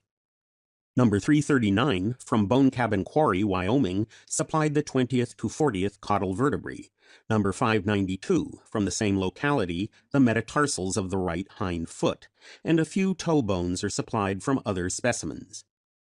The remainder of the skeleton is modeled in plaster, the scapula, humerus, radius, and ulna from the skeleton in the Yale Museum, the rest principally from specimens in our own collections. The modeling of the skull is based partly upon specimens in the Yale Museum, but principally upon the complete skull of Morosaurus shown in another case. Mounted by A. Herman, completed February 10, 1905. Diplodocus. The Diplodocus nearly equaled the Brontosaurus in bulk and exceeded it in length. A skeleton in the Carnegie Museum at Pittsburgh measures 87 feet in total length. Although the mount is composed from several individuals, these proportions are probably not far from correct. The skull is smaller and differently shaped, and the teeth are of quite different type. In the American Museum of Natural History, a partial skeleton is exhibited in the wall case to the left of the entrance of the Dinosaur Hall, and in an A case nearby are skulls of Diplodocus and Morosaurus, and a model of the skull of Brontosaurus. The Diplodocus skull is widely different from the other two in size and proportions and in the characters of teeth. When the first remains of these amphibious dinosaurs were found in the Oxford clays of England, they were considered by Richard Owen to be related to the crocodiles and named Opisthocoelia. Subsequently, the finding of complete skeletons in this country led Cope and Marsh to place them with the true dinosaurs, and the latter named them Sauropoda. Footnote: European paleontologists, especially Huxley and Seeley in England, had also recognized their true relationships, and Seeley's term Cetiosauria has precedence over Sauropoda, although the latter is in common use. End of footnote. Remains of these animals have also been found in India, in German East Africa, in Madagascar, and in South America, so that they were evidently widely distributed. In the northern world, they survived until the Comanchic or Lower Cretaceous period, but in the southern continents they may have lived on into the Upper Cretaceous or True Cretacic. Some of the remains recently found in German East Africa indicate an animal exceeding either Brontosaurus or Diplodocus in bulk. At the date of writing this handbook, only preliminary accounts have been given of the marvelous finds made near Tendaguru by the expedition from Berlin. From these it appears that, in length of neck and forelimb, this East African dinosaur greatly exceeded either Brontosaurus or Diplodocus. The hinder parts of the skeleton, however, were relatively small. The proportions and measurements given tally closely with the American Brachiosaurus, a gigantic sauropod whose incomplete remains are preserved in the Field Museum in Chicago, and to this genus the Berlin authorities now refer their largest and finest skeleton. If the Berlin specimens are correctly referred to Brachiosaurus, they indicate an animal somewhat exceeding Diplodocus or Brontosaurus in total bulk, but distinguished by much longer forelimbs and an immensely long neck, a giraffe-like wader adapted to take refuge in deeper waters, more out of reach of the fierce carnivores of the land. Footnote: It is of interest to observe that in this group of Sauropoda, the Brachiosauridae, the neural spines of the vertebrae are much simpler and narrower than in the Brontosaurus or Diplodocus. The attachments were thus less extensive for the muscles of the back, indicating that these muscles were less powerful. This difference is correlated by Professor Williston with the longer forelimbs of the Brachiosaurus as signifying that the animal was less able as, indeed, he had less need to rise up on the hind limbs in comparison with Diplodocus or Brontosaurus, in which the forelimbs were relatively short. End of footnote. End of Chapter 5. Chapter 6 of Dinosaurs, with special reference to the American Museum Collections, by William Diller Matthew. Chapter 6. The Beaked Dinosaurs. Order Orthopoda, Ornithischia, or Predentata. The peculiar feature of this group of dinosaurs is the horny beak or bill. The bony core, sutured to the front of the upper and lower jaws, was covered, in life, by a horny sheath, as in birds or turtles. But this is not the only feature in which they came nearer to birds than do the other dinosaurs. The pelvic or hip bones are much more bird-like in many respects, especially the backward direction of the pubic bone, the presence of a prepubis, in the number of vertebrae co-ossified into a solid sacrum, in the proportions of the ilium, and so on. Various features in the anatomy of the head, shoulder blades, and hind limbs are equally suggestive of birds, and it seems probable that the earliest ancestors of the birds were very closely related to the ancestors of this group of dinosaurs. But the ancestral birds became adapted to flying, the ancestral predentates to terrestrial life, and in their later development became as widely diversified in form and habits as the warm-blooded quadrupeds, which succeeded them in the age of mammals. These beaked dinosaurs were, so far as we can tell, all vegetarians. Unlike the birds, they retained their teeth and, in some cases, converted them into a grinding apparatus which served the same purpose as the grinders of herbivorous quadrupeds. It is interesting to observe the different way in which this result is attained. In the mammals, the teeth, originally more complex in construction and fewer in number, are converted into efficient grinders by infolding and elongation of the crown of each tooth, so as to produce, on the wearing surface, a complex pattern of enamel ridges with softer dentine or cement intervening, making a series of crests and hollows continually renewed during the wear of the tooth. In the reptile, the teeth, originally simple in construction but more numerous and continually renewed as they wear down and fall out, are banked up in several close-packed rows, the enamel borders and softer dentine giving a wearing surface of alternating crests and hollows, continually renewed and reinforced from time to time by the addition of new rows of teeth to one side as the first formed rows wear down to the roots. Footnote: Trachodon teeth never drop out. They are completely consumed. Only in the iguanodonts and ceratopsia are they shed. B. Brown. End of footnote. This is best illustrated in the trachodon. The other groups have not so perfect a mechanism. A. The iguanodonts. Iguanodon camptosaurus. Suborder Ornithopoda or Iguanodontia. In the early days of geology, about the middle of the 19th century, bones and footprints of huge extinct reptiles were found in the rocks of the Weald in southeastern England. They were described by Mantell and Owen and shown to pertain to an extinct group of reptiles which Owen called the Dinosauria. So different were these bones from those of any modern reptiles that even the anatomical learning of the great English paleontologist did not enable him to place them all correctly or reconstruct the true proportions of the animal to which they belonged. With them were found associated the bones of the great carnivorous dinosaur Megalosaurus, and the weird reconstruction of these animals, based by Waterhouse Hawkins upon the imperfect knowledge and erroneous ideas then prevailing, must be familiar to many of the older readers of this handbook.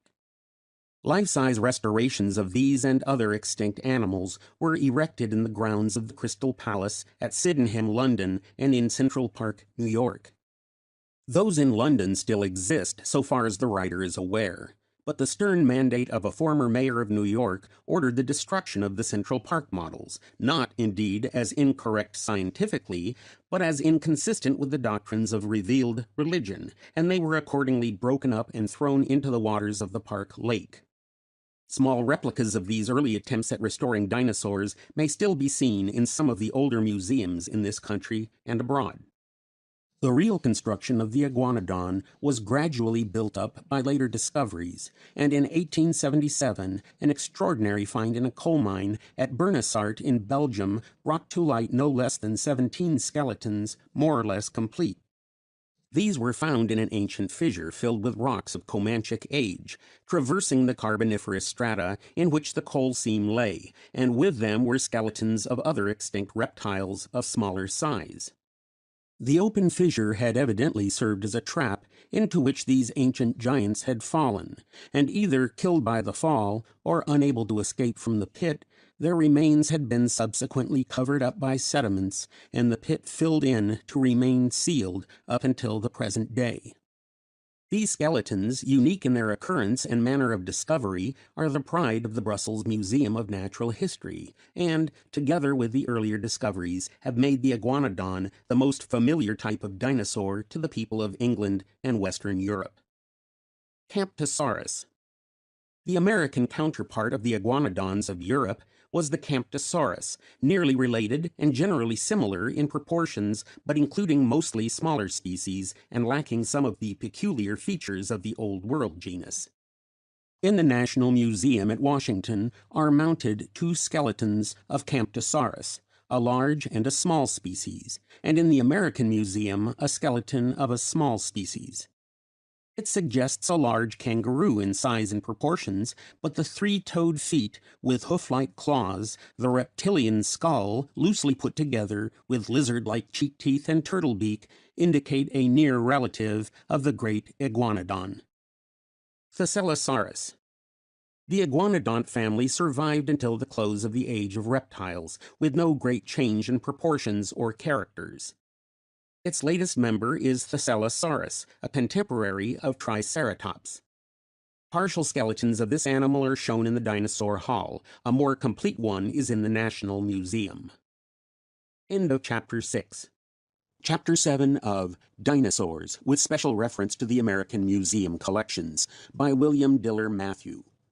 Chapter 7. The Beaked Dinosaurs, continued. B. The duck-billed dinosaurs, Trachodon, Saurolophus, etc. Suborder Ornithopoda. Family Trachodontidae. These animals of the Upper Cretaceous are probably descended from the iguanodonts of an older period. But the long ages that intervened, some millions of years, have brought about various changes in the race, not so much in general proportions as in altering the form and relations of various bones of skull and skeleton, and perfecting their adaptation to a somewhat different habit of life, so that they must be regarded as descendants, perhaps, but certainly rather distant relatives of the older group. We know more about the trachodonts than any other dinosaurs. For not only are the skeletons more frequently found articulated, but parts of the skin are not uncommonly preserved with them, and in one specimen at least, so much of the skin is preserved that it may fairly be called a dinosaur mummy. This specimen of Trachodon is in the American Museum, and beside it are 2 fine-mounted skeletons of the largest size. There is also on exhibition a panel mount of a nearly related genus, Saurolophus, the skeleton lying as it was found in the rock, and a fine skeleton of a 3rd genus, Corythosaurus, with the skin partly preserved on both sides of the crushed and flattened body, stands beside it. In the Tyrannosaurus group, when completed, will appear a 4th skeleton of the Trachodon. Several skulls and incomplete skeletons on exhibition and other skeletons not yet prepared add to the museum collection of this group. Trachodon skeletons may also be found in the museums of New Haven, Washington, Frankfurt on the Main, London, and Paris, but nowhere a series comparable to that displayed at the American Museum. The Trachodon group. The following description of the Trachodon group is by Mr. Barnum Brown and first appeared in the American Museum Journal for April 1908. This group takes us back in imagination to the Cretaceous period, more than 3 millions of years ago, when trachodonts were among the most numerous of the dinosaurs. Two members of the family are represented here as feeding in the marshes that characterized the period, when one is startled by the approach of a carnivorous dinosaur, Tyrannosaurus, their enemy, and rises on tiptoe to look over the surrounding plants and determine the direction from which it is coming. The other trachodon, unaware of danger, continues peacefully to crop the foliage. Perhaps the erect member of the group had already had unpleasant experiences with hostile beasts, for a bone of its left foot bears 3 sharp gashes which were made by the teeth of some carnivorous dinosaur. By thus grouping the skeletons in lifelike attitudes, the relation of the different bones can best be shown, but these, of course, are only 2 of the attitudes commonly taken by the creatures during life. Mechanical and anatomical considerations, especially the long straight shafts of the leg bones, indicate that dinosaurs walked with their limbs straight under the body, rather than in a crawling attitude with the belly close to the ground, as is common among living reptiles. Trachodonts lived near the close of the Age of Reptiles in the Upper Cretaceous and had a wide geographical distribution, their remains having been found in New Jersey, Mississippi, and Alabama, but more commonly in Wyoming, Montana, and the Dakotas. A suggestion of the great antiquity of these specimens is given by the fact that, since the animals died, layers of rock aggregating many thousand feet in vertical thickness have been deposited along the Atlantic coast. The bones of the erect specimen are but little crushed, and a clear conception of the proportions of the animal can best be obtained from this specimen. It will be seen that the trachodon was shaped somewhat like a kangaroo, with short forelegs, long hind legs, and a long tail. The forelimbs are reduced, indeed, to about 1/6 the size of the hind limbs, and judging from the size and shape of the foot bones, the front legs could not have borne much weight. They were probably used in supporting the anterior portion of the body when the creature was feeding, and in aiding it to recover an upright position. The specimen represented as feeding is posed so that the forelegs carry very little of the weight of the body. There are 4 toes on the front foot, but the thumb is greatly reduced, and the 5th digit or little finger is absent. Subsequent discoveries have shown that the arrangement of the digits made by Marsh and followed in this skeleton is incorrect. It is the 1st digit that is absent, and the 5th is reduced. The hind legs are massive and have 3 well-developed toes ending in broad hoofs. The pelvis is lightly constructed with bones elongated like those of birds. The long, deep compressed tail was particularly adapted for locomotion in the water. It may also have served to balance the creature when standing erect on shore. The broad expanded lip of bone, known as the 4th trochanter, on the inner posterior face of the femur, or thigh bone, was for the attachment of powerful tail muscles similar to those which enable the crocodile to move its tail from side to side with such dexterity. This trochanter is absent from the thigh bones of land-inhabiting dinosaurs with short tails, such as Stegosaurus and Triceratops. The tail muscles were attached to the vertebrae by numerous rod-like tendons, which are preserved in position as fossils on the erect skeleton. Trachodonts are thought to have been expert swimmers. Unlike other dinosaurs, their remains are frequently found in rocks that were formed under seawater, probably bordering the shores, but nevertheless containing typical seashells. The elaborate dental apparatus is such as to show clearly that trachodonts were strictly herbivorous creatures. The mouth was expanded to form a broad, duck-like bill, which, during life, was covered with a horny sheath, as in birds and turtles. Each jaw is provided with from 45 to 60 vertical and from 10 to 14 horizontal rows of teeth, so that there were more than 2,000 teeth altogether in both jaws. Among living saurians or reptiles, the small South American iguana, Amblyrhynchus, may be compared in some respects with the trachodons, notwithstanding the difference in size. These modern saurians live in great numbers on the shores of the Galapagos Islands off the coast of Chile. They swim out to sea in shoals and feed exclusively on seaweed, which grows on the bottom at some distance from shore. The animal swims with perfect ease and quickness by a serpentine movement of its body and flattened tail, its legs meanwhile being closely pressed to its side and motionless. This is also the method of propulsion of crocodiles when swimming. The carnivorous or flesh-eating dinosaurs that lived on land, such as Allosaurus and Tyrannosaurus, were protected from foes by their sharp biting teeth, while the land-living herbivorous forms were provided with defensive horns, as in Triceratops, sharp spines, as in Stegosaurus, or were completely armored, as in Ankylosaurus. Trachodon was not provided with horns, spines, or plated armor, but it was sufficiently protected from carnivorous landforms by being able to enter and remain in the water. Its skin was covered with small raised scales, pentagonal in form on the body and tail, where they were largest, with smaller reticulations over the joints, but never overlapping, as in snakes or fishes.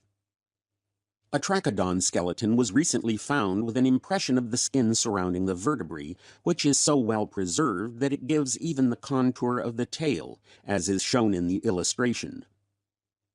During the existence of the trachodonts, the climate of the northern part of North America was much warmer than it is at present. The plant remains indicating a climate for Wyoming and Montana similar to what now prevails in Southern California. Palm leaves resembling the palmetto of Florida are frequently found in the same rocks with these skeletons. Here occur also such, at present, widely separated trees as the ginkgo, now native of China, and the sequoia, now native of the Pacific coast. Fruits and leaves of the fig tree are also common, but most abundant among the plant remains are the equisetae, or horsetail rushes, some species of which possibly supplied the trachodons with food. Impressions of the more common plants found in the rocks of this period, with sections of the tree trunks showing the woody structure, will be, or have been, introduced into the group as the ground on which the skeletons stand. In the rivers and bayous of that remote period there also lived many kinds of unios, or freshwater clams, and other shells, the casts of which are frequently found with trachodon bones.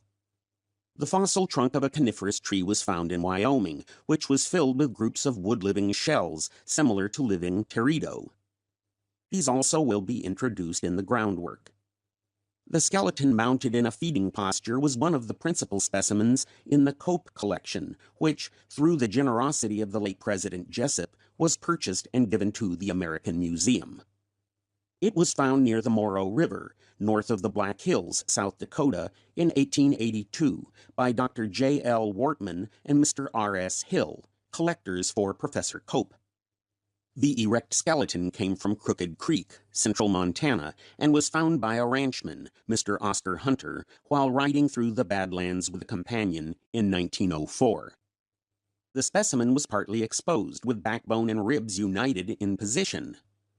The parts that were weathered out are much lighter in color than the other bones. Their large size caused some discussion between the ranchmen, and to settle the question Mr. Hunter dismounted and kicked off all the tops of the vertebrae and rib heads above ground, thereby proving by their brittle nature that they were stone and not buffalo bones, as the other man contended. The proof was certainly conclusive, but it was extremely exasperating to the subsequent collectors. Another ranchman, Mr. Alfred Sensiba, heard of the find and, knowing that it was valuable, traded Mr. Hunter a 6-shooter for his interest in it. The specimen was purchased from Messrs. Sensiba Brothers and excavated by the American Museum in 1906. The dinosaur mummy.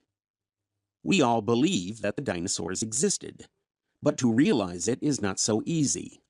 Even with the help of the mounted skeletons and restorations, they are somewhat unreal and shadowy beings in the minds of most of us. But this dinosaur mummy, sprawling on his back and covered with shrunken skin, a real specimen not restored in any part, brings home the reality of this ancient world, even as the mummy of an ancient Egyptian brings home to us the reality of the world of the pharaohs. The description of this unique skeleton by Professor Henry Fairfield Osborn first appeared in the Museum Journal for January 1911. 2 years ago, 1908, through the Jessup Fund, the museum came into possession of a most unique specimen discovered in August 1908 by the veteran fossil hunter Charles H. Sternberg of Kansas. It is a large herbivorous dinosaur of the closing period of the Age of Reptiles and is known to paleontologists as Trachodon, or more popularly, as the duck-billed dinosaur.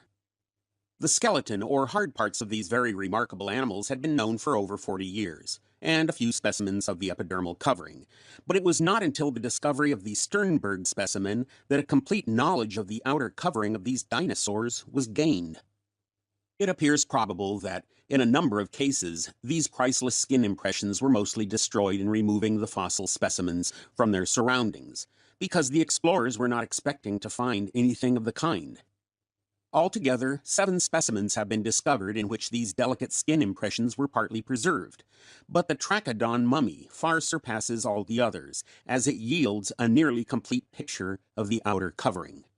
The reason the Sternberg specimen, Trachodon annectans, may be known as a dinosaur mummy is that in all parts of the animal which are preserved, that is, all except the hind limbs and the tail, the epidermis is shrunken around the limbs, tightly drawn along the bony surfaces, and contracted like a great curtain below the chest area. This condition of the epidermis suggests the following theory of the deposition and preservation of this wonderful specimen, namely, that after dying a natural death, the animal was not attacked or preyed upon by its enemies, and the body lay exposed to the sun entirely undisturbed for a long time, perhaps upon a broad sand flat of a stream in the low water stage. The muscles and viscera thus became completely dehydrated or desiccated by the action of the sun. The epidermis shrank around the limbs, was tightly drawn down along all the bony surfaces, and became hardened and leathery. On the abdominal surfaces, the epidermis was certainly drawn within the body cavity, while it was thrown into creases and folds along the sides of the body, owing to the shrinkage of the tissues within. At the termination of a possible low-water season, during which these processes of desiccation took place, the mummy may have been caught in a sudden flood, carried down the stream, and rapidly buried in a bed of fine river sand intermingled with sufficient elements of clay to take a perfect cast or mold of all the epidermal markings before any of the epidermal tissues had time to soften under the solvent action of the water. In this way the markings were indicated with absolute distinctness. The visitor will be able, by the use of the hand glass, to study even the finer details of the pattern, although, of course, there is no trace either of the epidermis itself, which has entirely disappeared, or of the pigmentation or coloring, if such existed. Although attaining a height of 15 to 16 feet, the Trachodons were not covered with scales or a bony protecting armature, but with dermal tubercles of relatively small size, which varied in shape and arrangement in different species, and, not improbably, associated with this varied epidermal pattern, there was a varied color pattern. The theory of a color pattern is based chiefly upon the fact that the larger tubercles concentrate and become more numerous on all those portions of the body exposed to the sun, that is, on the outer surfaces of the fore and hind limbs, and appear to increase also along the sides of the body, and to be more concentrated on the back. On the less exposed areas, the underside of the body and the inner sides of the limbs, the smaller tubercles are more numerous, the larger tubercles being reduced to small, irregularly arranged patches. From analogy with existing lizards and snakes, we may suppose, therefore, that the Trachodons presented a darker appearance when seen from the back, and a lighter appearance when seen from the front. The thin character of the epidermis, as revealed by this specimen, favors also the theory that these animals spent a large part of their time in the water, which theory is strengthened by the fact that the diminutive forelimb terminates not in claws or hoofs, but in a broad extension of the skin, reaching beyond the fingers and forming a kind of paddle. Footnote: there is some doubt whether this was really the condition during life. W.D.M. End of footnote. The marginal web which connects all the fingers with each other, together with the fact that the lower side of the forelimb is as delicate in its epidermal structure as the upper, certainly tends to support the theory of the swimming rather than the walking, or terrestrial function of this forepaddle, as indicated in the accompanying preliminary restoration that was made by Charles R. Knight, working under the writer's direction. One is drawn in the conventional bipedal or standing posture, while the other is in a quadrupedal pose or walking position, sustaining or balancing the forepart of the body on a muddy surface with its 4 feet. In the distant water, a large number of animals are disporting themselves. The designation of these animals as the duck-billed dinosaurs in reference to the broadening of the beak has long been considered in connection with the theory of aquatic habitat. The conversion of the forelimb into a sort of paddle, as evidenced by the Sternberg specimen, strengthens this theory. This truly wonderful specimen, therefore, nearly doubles our previous insight into the habits and life of a very remarkable group of reptiles. Saurolophus, Corythosaurus. In the latest Cretaceous formation, the Lance or Triceratops beds, all the duck-billed dinosaurs are much alike, and are referred to the single genus Trachodon. In somewhat older formations of the Cretacic period, there were several different kinds. Saurolophus has a high bony spine rising from the top of the skull. In Corythosaurus, there is a thin, high crest like the crown of a cassowary on top of the skull, and the muzzle is short and small, giving a very peculiar aspect to the head. Complete skeletons of these two genera are exhibited in the Dinosaur Hall. The Corythosaurus is worthy of careful study, as the skin of the body, hind limbs and tail, the ossified tendons, and even the impressions of the muscular tissues in parts of the body and tail are more or less clearly indicated. These duck-billed dinosaurs probably ranged all over North America and the northerly portions of the Old World during the later Cretacic. Fragmentary remains have been found in New Jersey and southward along the Atlantic coast. A partial skeleton was described many years ago by Leidy under the name of Hadrosaurus and restored and mounted in the Museum of the Philadelphia Academy of Sciences. Telmatosaurus of the Gossau Formation in Austria also belongs to this group, and fragmentary remains have been found in the Upper Cretacic of Belgium, England, and France. End of Chapter 7. Chapter 8 of Dinosaurs, with special reference to the American Museum collections, by William Diller Matthew. Chapter 8. The Beaked Dinosaurs. Continued. C. The Armored Dinosaurs, Stegosaurus, Ankylosaurus. Suborder Stegosauria. This group of dinosaurs is most remarkable for the massive bony armor plates, crests, or spines covering the body and tail. They were more or less completely quadrupedal instead of bipedal, with straight, post-like limbs and short, rounded hoofed feet adapted to support the weight of the massive body and heavy armature.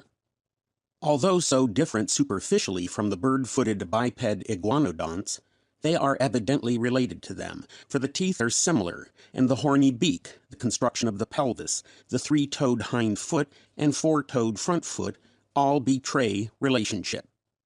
From what we know of them, it seems probable that they evolved from iguanodont ancestors, developing the bony armor as a protection against the attacks of carnivorous dinosaurs, and modifying the proportions of limbs and feet to enable them to support its weight.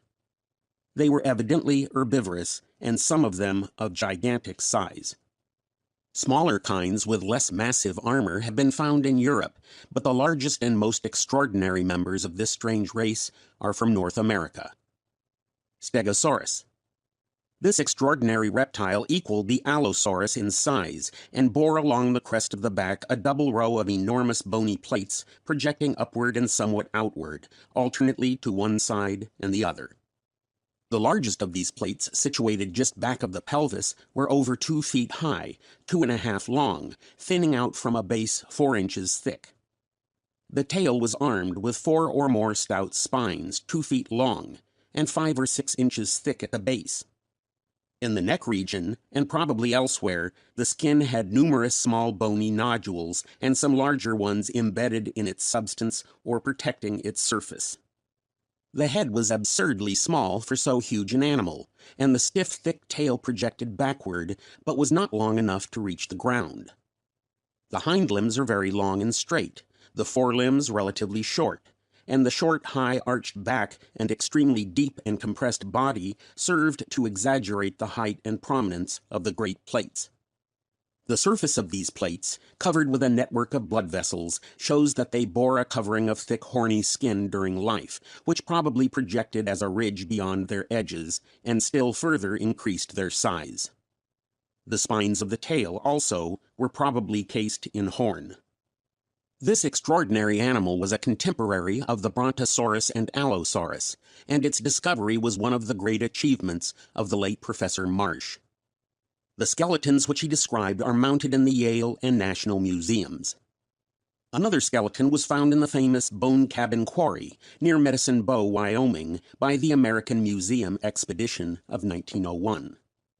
This skeleton, at present withdrawn from lack of space, will be mounted in the Jurassic Dinosaur Hall in the new wing now under construction.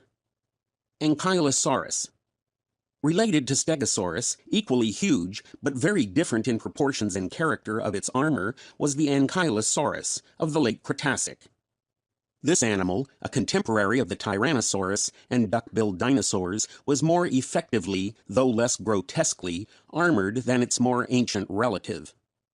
The body is covered with massive bony plates, set close together, and lying flat over the surface from head to tip of tail. While the Stegosaur's body was narrow and compressed, in this animal it is exceptionally broad, and the wide-spreading ribs are co-ossified with the vertebrae, making a very solid support for the transverse rows of armor plates.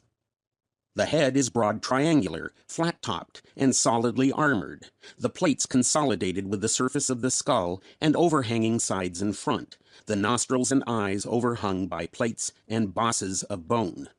And the tail ended in a blunt, heavy club of massive plates, consolidated to each other and to the tip of the tail vertebrae.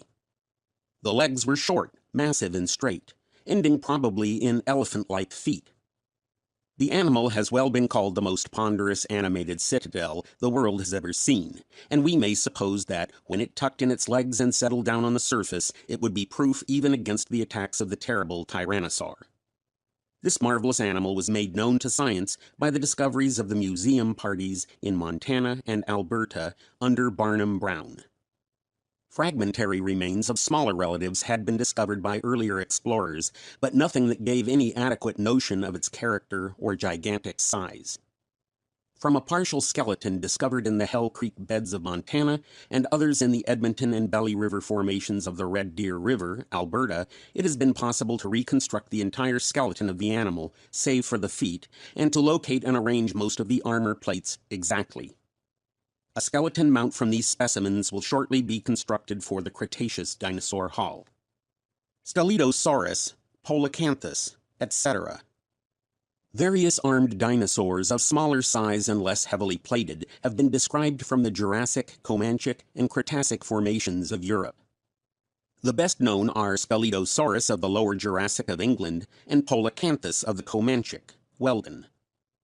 Stegopelta of the Cretaceous of Wyoming is more nearly related to Ankylosaurus.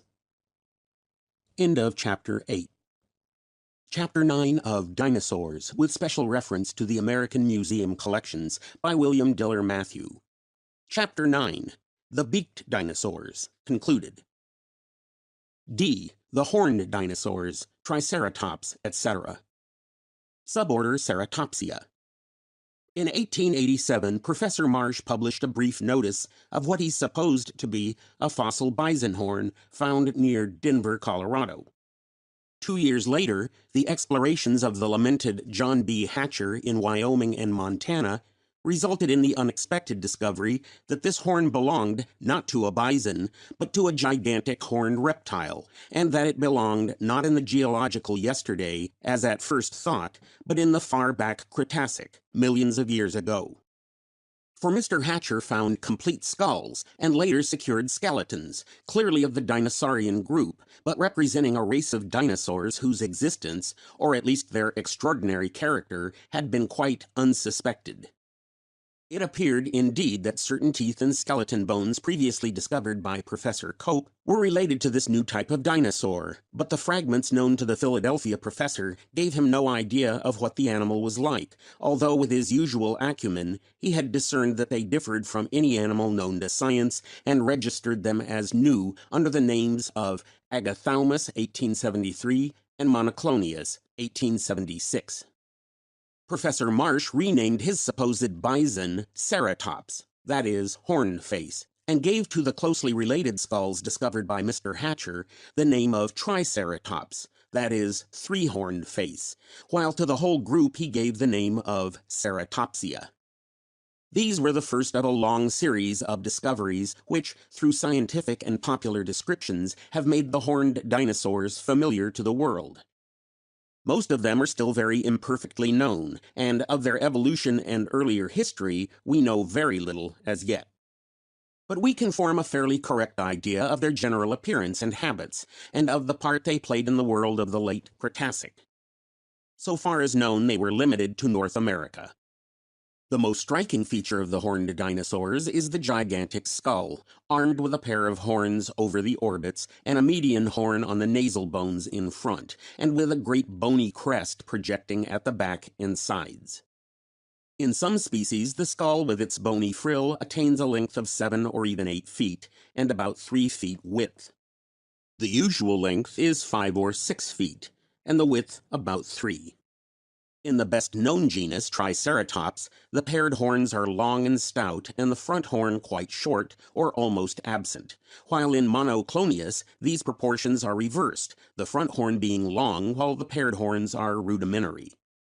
The teeth are in a single row but are broadened out into a wide grinding surface. The animal was quadrupedal, with short massive limbs and rounded elephantine feet tipped with hoofs, 3 in the hind foot, 4 in the forefoot, a short massive tail that could hardly reach the ground, a short broad-barreled body, and a short neck completely hidden on top and sides by the overhanging bony frill of the skull. In many respects, these animals are suggestive far more than any other dinosaurs of the great quadrupeds of tertiary and modern times, rhinoceroses, hippopotami, titanotheres, and elephants, as in the horns they suggest the bison. For this reason, although less gigantic than the Brontosaurus or Tyrannosaurus, less grotesque perhaps than the Stegosaurus, they are more interesting than any other dinosaurs. While thus departing far from the earlier type of the beaked dinosaurs, the iguanodonts, they are evidently descended from them. Triceratops. This is the best known of the horned dinosaurs, as various skulls and partial skeletons have been found from which it has been possible to reconstruct the entire animal. There is a mounted skeleton in the National Museum, another will shortly be mounted in the American Museum, and there are skulls in several American and European museums. Triceratops exceeded the largest rhinoceroses in bulk, equaling a fairly large elephant, but with much shorter legs. The great horns over the eyes projected forward or partly upward. In one of our skulls, they are 33.5 inches long. During life, they were probably covered with horn, increasing the length by 6 inches or perhaps a foot. The ball-like condyle for articulation of the neck lies far underneath, at the base of the frill, almost in the middle of the skull. Monoclonius, Ceratops, etc. The Triceratops and another equally gigantic horned dinosaur, Torosaurus, were the last survivors of their race. In somewhat older formations of Cretacic age are found remains of smaller kinds, some of them ancestors of these latest survivors, others collaterally related. None of these have the bony frill completely roofing over the neck as it does in Triceratops. There is always a central spine projecting backwards and widening out at the top to the bony margin of the frill, which sweeps around on each side to join bony plates that project from the sides of the skull top. This encloses an open space, or fenestra, so that the neck was not completely protected above. Sometimes the margin of the frill is plain, at other times it carries a number of great spikes, like a gigantic horned lizard, Phrynosoma. In Ceratops, the horns over the eyes are large, and the nasal horn small. In Monoclonius, the nasal horn is large, and those over the eyes are rudimentary. The great variety of species that has been found in recent years shows that these horned dinosaurs were a numerous and varied race, of which as yet we know only a few. Of their evolution we have little direct knowledge, but probably they are descended from the iguanodonts and camptosaurs of the Comanchic, and their quadrupedal gait, huge heads, short tails, and other peculiarities are secondary specializations, their ancestors being bipedal, long-tailed, small-headed, and hornless. The fine skulls of Triceratops, Monoclonius, Ceratops, and Anchiceratops in the museum collections illustrate the variety of these remarkable animals. Complete skeletons of the first two genera are being prepared for mounting and exhibition. End of Chapter 9. Chapter 10 of Dinosaurs with special reference to the American Museum Collections by William Diller Matthew. Chapter 10. Geographical Distribution of Dinosaurs. Remains of dinosaurs have been found in all the continents, but chiefly in Europe and North America. Explorations in other parts of the world have not, as yet, been sufficient to show whether or not each continent developed special kinds peculiar to it, nor to afford any reliable evidence as to whether the relations of the continents were different during the Mesozoic. Thus far, the carnivorous group seems most widespread, for it alone has been found in Australia. The sauropods or amphibious dinosaurs have been found in Europe, North America, India, Madagascar, Patagonia, and Africa, sufficient to show that their distribution was worldwide, with the possible exception of Australia and probable exception of most oceanic islands. Few of the modern oceanic islands existed at that time, although there may well have been many others no longer extant. The beaked dinosaurs are more limited in their distribution, for none of them so far as at present known reached Australia or South America. But in the present stage of discovery, it would be rash to conclude that they were surely limited to the regions where they have been discovered.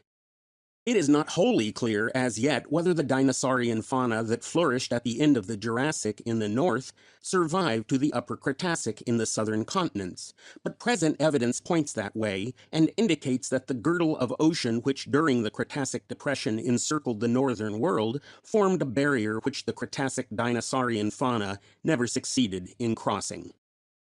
The earlier groups of beaked dinosaurs are found in both Europe and America, and in the Cretacic the duck-billed and armored groups are represented in both regions. The horned dinosaurs, however, are known with certainty only from North America. While most of the important fossil specimens in this country have been found in the West, more fragmentary remains have been found on the Atlantic seaboard, and it is probable that they ranged all over the intervening region, wherever they found an environment suited to their particular needs. End of Chapter 10. Chapter 11 of Dinosaurs with special reference to the American Museum Collections by William Diller Matthew. Chapter 11, Part 1. Collecting Dinosaurs, How and Where They Are Found. The visitor who is introduced to the dinosaurs through the medium of books and pictures, or of the skeletons exhibited in the great museums, finds it hard, well nigh impossible, to realize their existence.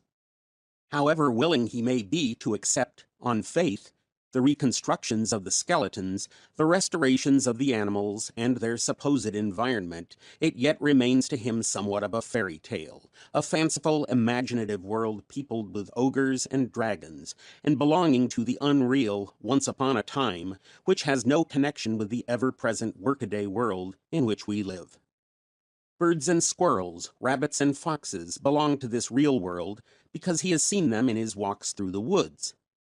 Even elephants and rhinoceroses, though his acquaintance be limited to menagerie specimens, seem fairly real, although one recalls the farmer's comment on first seeing a giraffe in the zoological park, "There ain't no sich animal." But dinosaurs? One easily realizes the state of mind that prompts the inquiry so often made by visitors to the dinosaur hall. They make these out of plaster, don't they? So far as is consistent with good taste, the aim of the American Museum has been to enable the visitor to see for himself how much of plaster reconstruction there is to each skeleton, and to explain in the labels what the basis was for the reconstructed parts. How they are found. But to the collector, these extinct animals are real enough. As he journeys over the western plains, he sees the various living inhabitants thereof, birds and beasts, as well as men pursuing their various modes of life. Here and there he comes across the scattered skeletons or bones of modern animals, lying strewn upon the surface of the ground, or half buried in the soil of a cut bank. In the shales or sandstones that underlie the soil, he finds the objects of his search, skeletons or bones of extinct animals, similarly disposed, but buried in rock instead of soft soil, and exposed in canyons and gullies cut through the solid rock. Each rock formation, he knows by precept and experience, carries its own peculiar fauna. Its animals are different from those of the formation above and from those in the formation below. Days and weeks he may spend in fruitless search, following along the outcrop of the formation, through rugged badlands, along steep canyon walls, around isolated points or buttes, without finding more than a few fragments, but spurred on by vivid interest and the rainbow prospect of some new or rare find. Finally, perhaps after innumerable disappointments, a trail of fragments leads up to a really promising prospect. A cautious investigation indicates that an articulated skeleton is buried at this point, and that not too much of it has gone out and rolled in weathered fragments down the slope.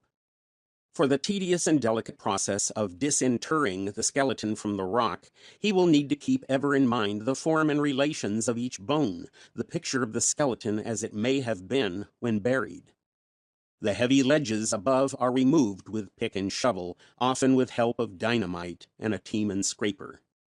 As he gets nearer to the stratum in which the bones lie, the work must be more and more careful. A false blow with pick or chisel might destroy, irreparably, some important bony structure.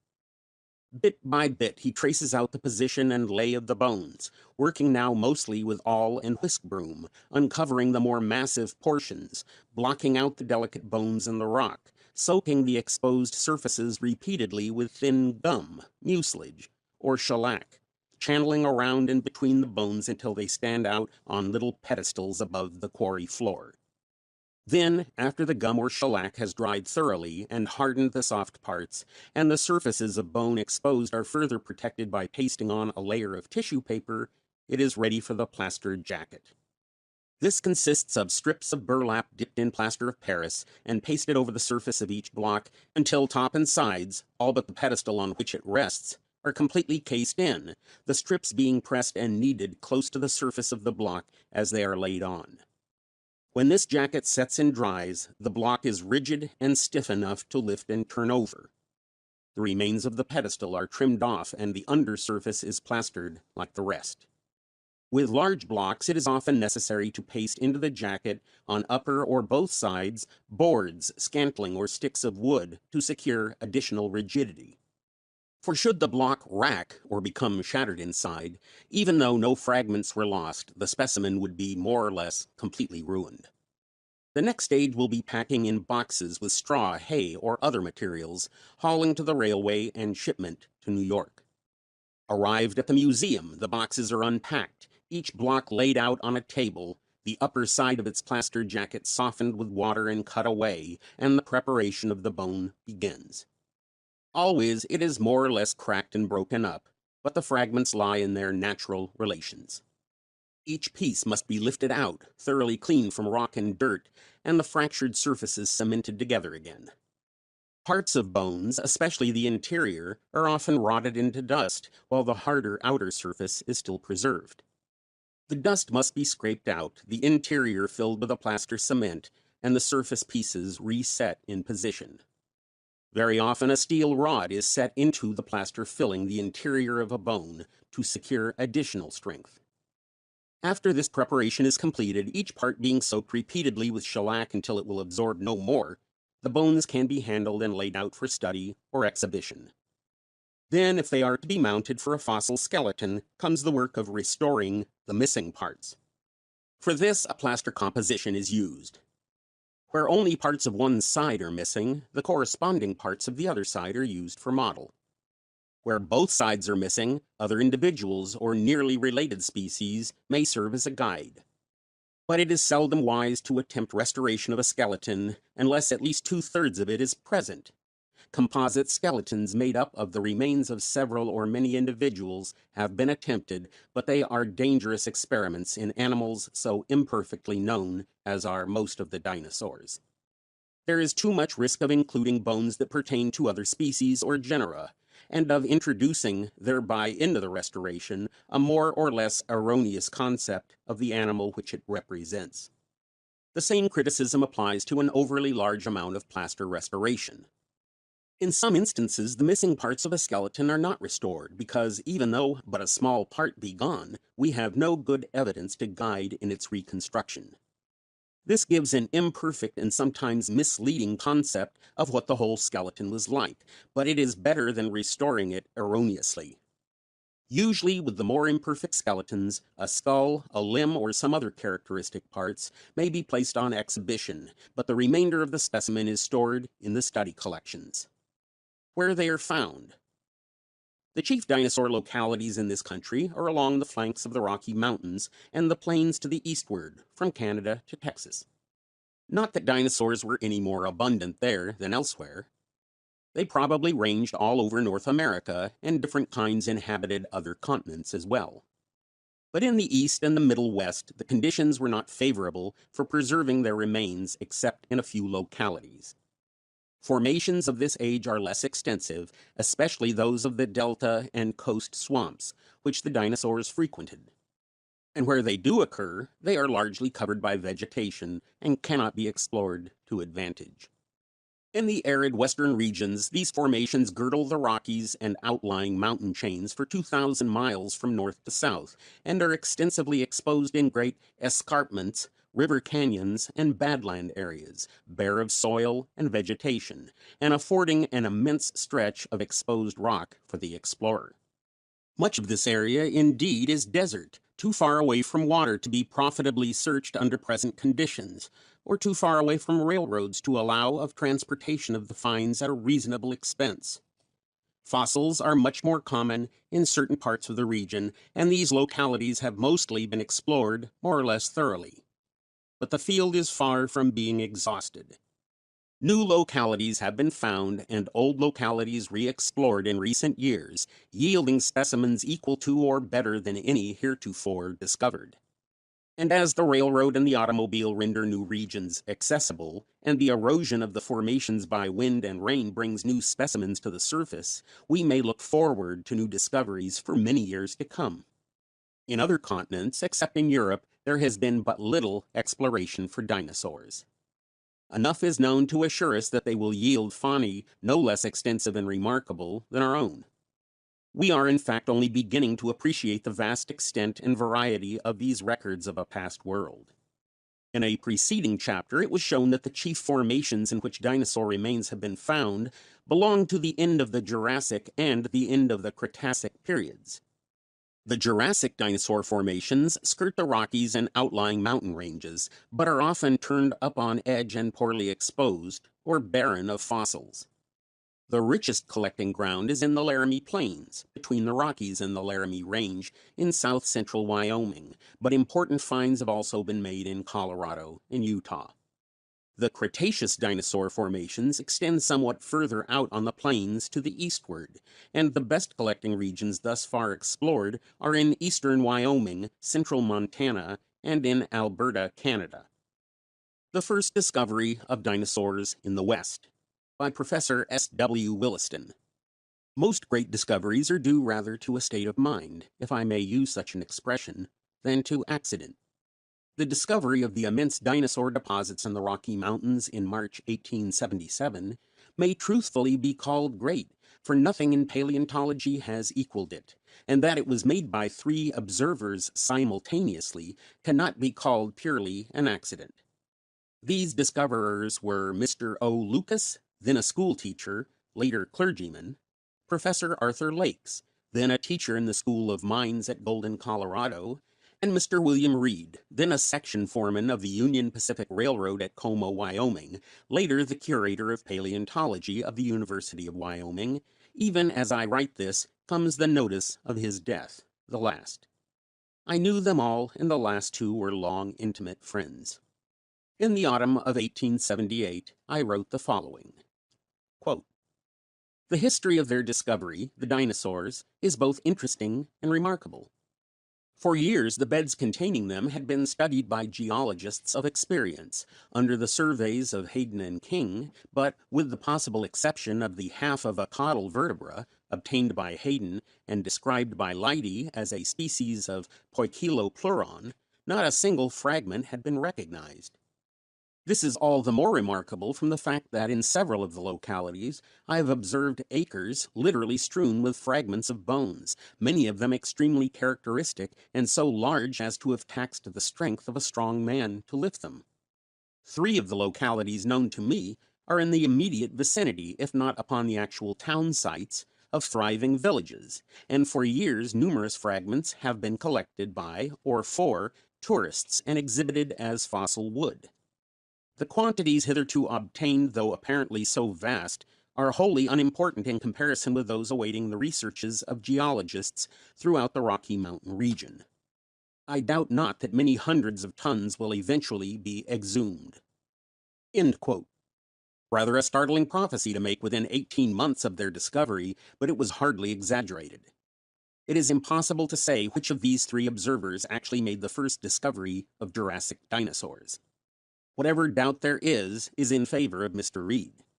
Professor Lakes, accompanied by his friend Mr. E. L. Beckwith, an engineer, was one day in March 1877 hunting along the hogback in the vicinity of Morrison, Colorado, for fossil leaves in the Dakota Cretaceous sandstone, which caps the ridge, when he saw a large block of sandstone with an enormous vertebra partly embedded in it. He discussed the nature of the fossil with his friend, so he told me, and finally concluded that it was a fossil bone. He had recently come from England and had heard of Professor Phillips' discoveries of similar dinosaurs there. He knew of Professor Marsh of Yale from his recent discoveries of toothed birds in the chalk of Kansas, and reported the find to him. As a result, the specimen, rock and all, was shipped to him by express at 10 cents a pound. And Professor Marsh immediately announced the discovery of Titanosaurus atlantosaurus immanis, a huge dinosaur having a probable length of 115 feet and unknown height. And Professor Lakes was immediately set at work in the Morrison Quarry nearby, whence comes the accepted name of these dinosaur beds in the Rocky Mountains. Professor Lakes once showed me the exact spot where he found his first specimen.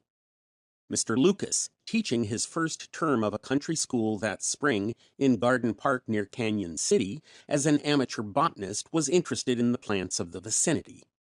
Rambling through the adjacent hills in search of them, in March 1877 he stumbled upon some fragments of fossil bones in a little ravine not far from the famous quarry later worked for Professor Marsh.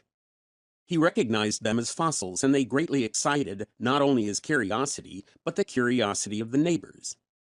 He had heard of the late Professor Cope and sent some of the bones to him, who promptly labeled them Camarasaurus supremus. The announcement of these discoveries promptly brought Mr. David Baldwin, Professor Marsh's collector in New Mexico, to the scene.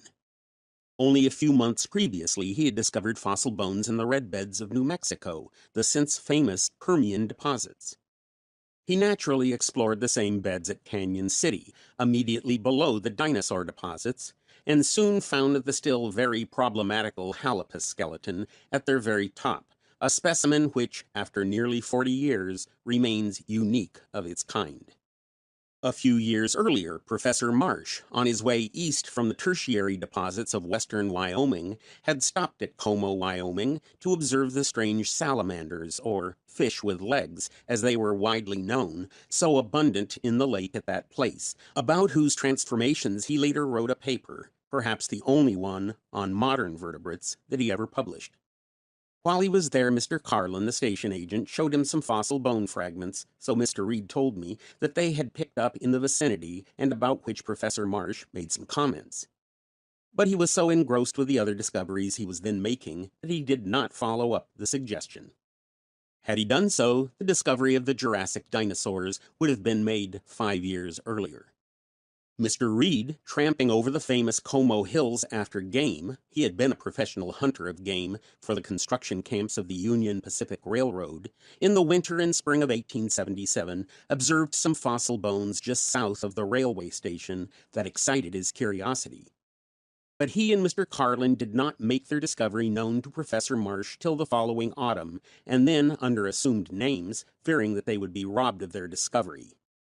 I was sent to Como in November of 1877 from Canyon City.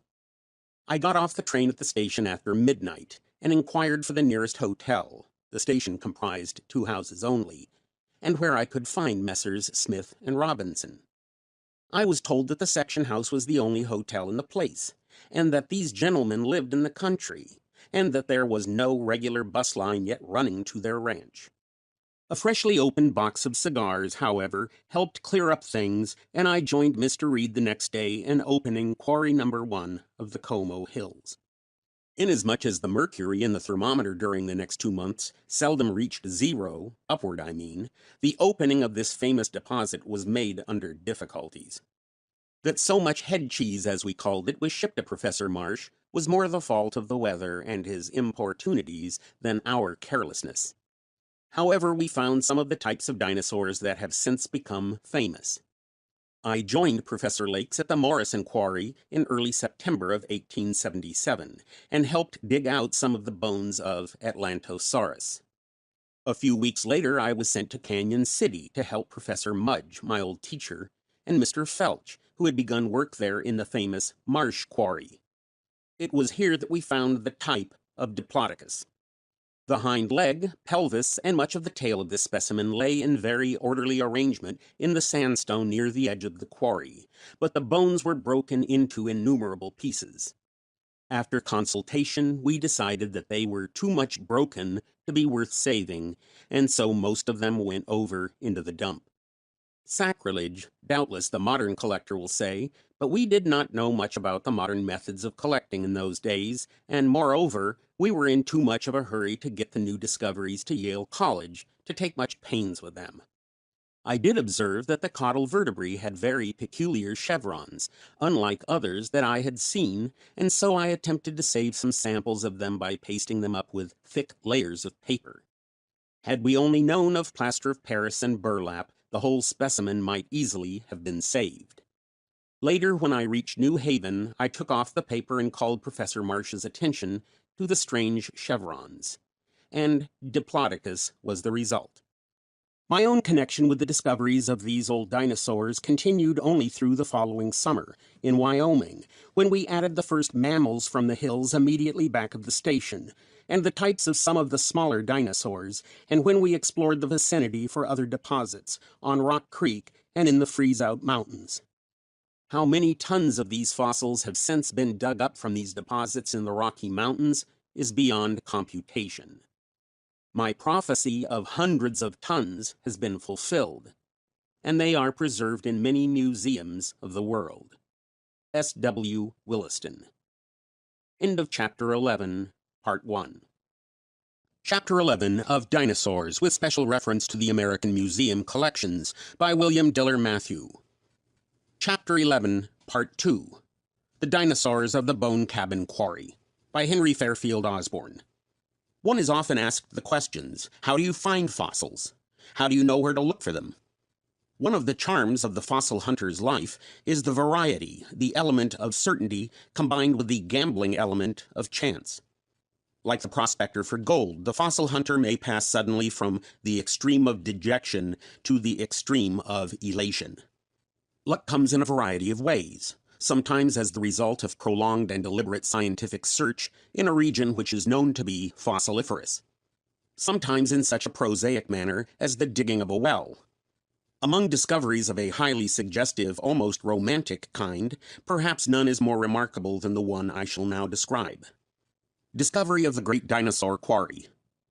In central Wyoming, at the head of a draw or small valley, not far from the Medicine Bow River, lies the ruin of a small and unique building, which marks the site of the greatest find of extinct animals made in a single locality in any part of the world.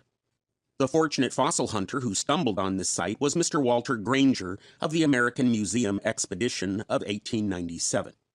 In the spring of 1898, as I approached the hillock on which the ruin stands, I observed among the beautiful flowers, the blooming cacti, and the dwarf bushes of the desert what were apparently numbers of dark brown boulders.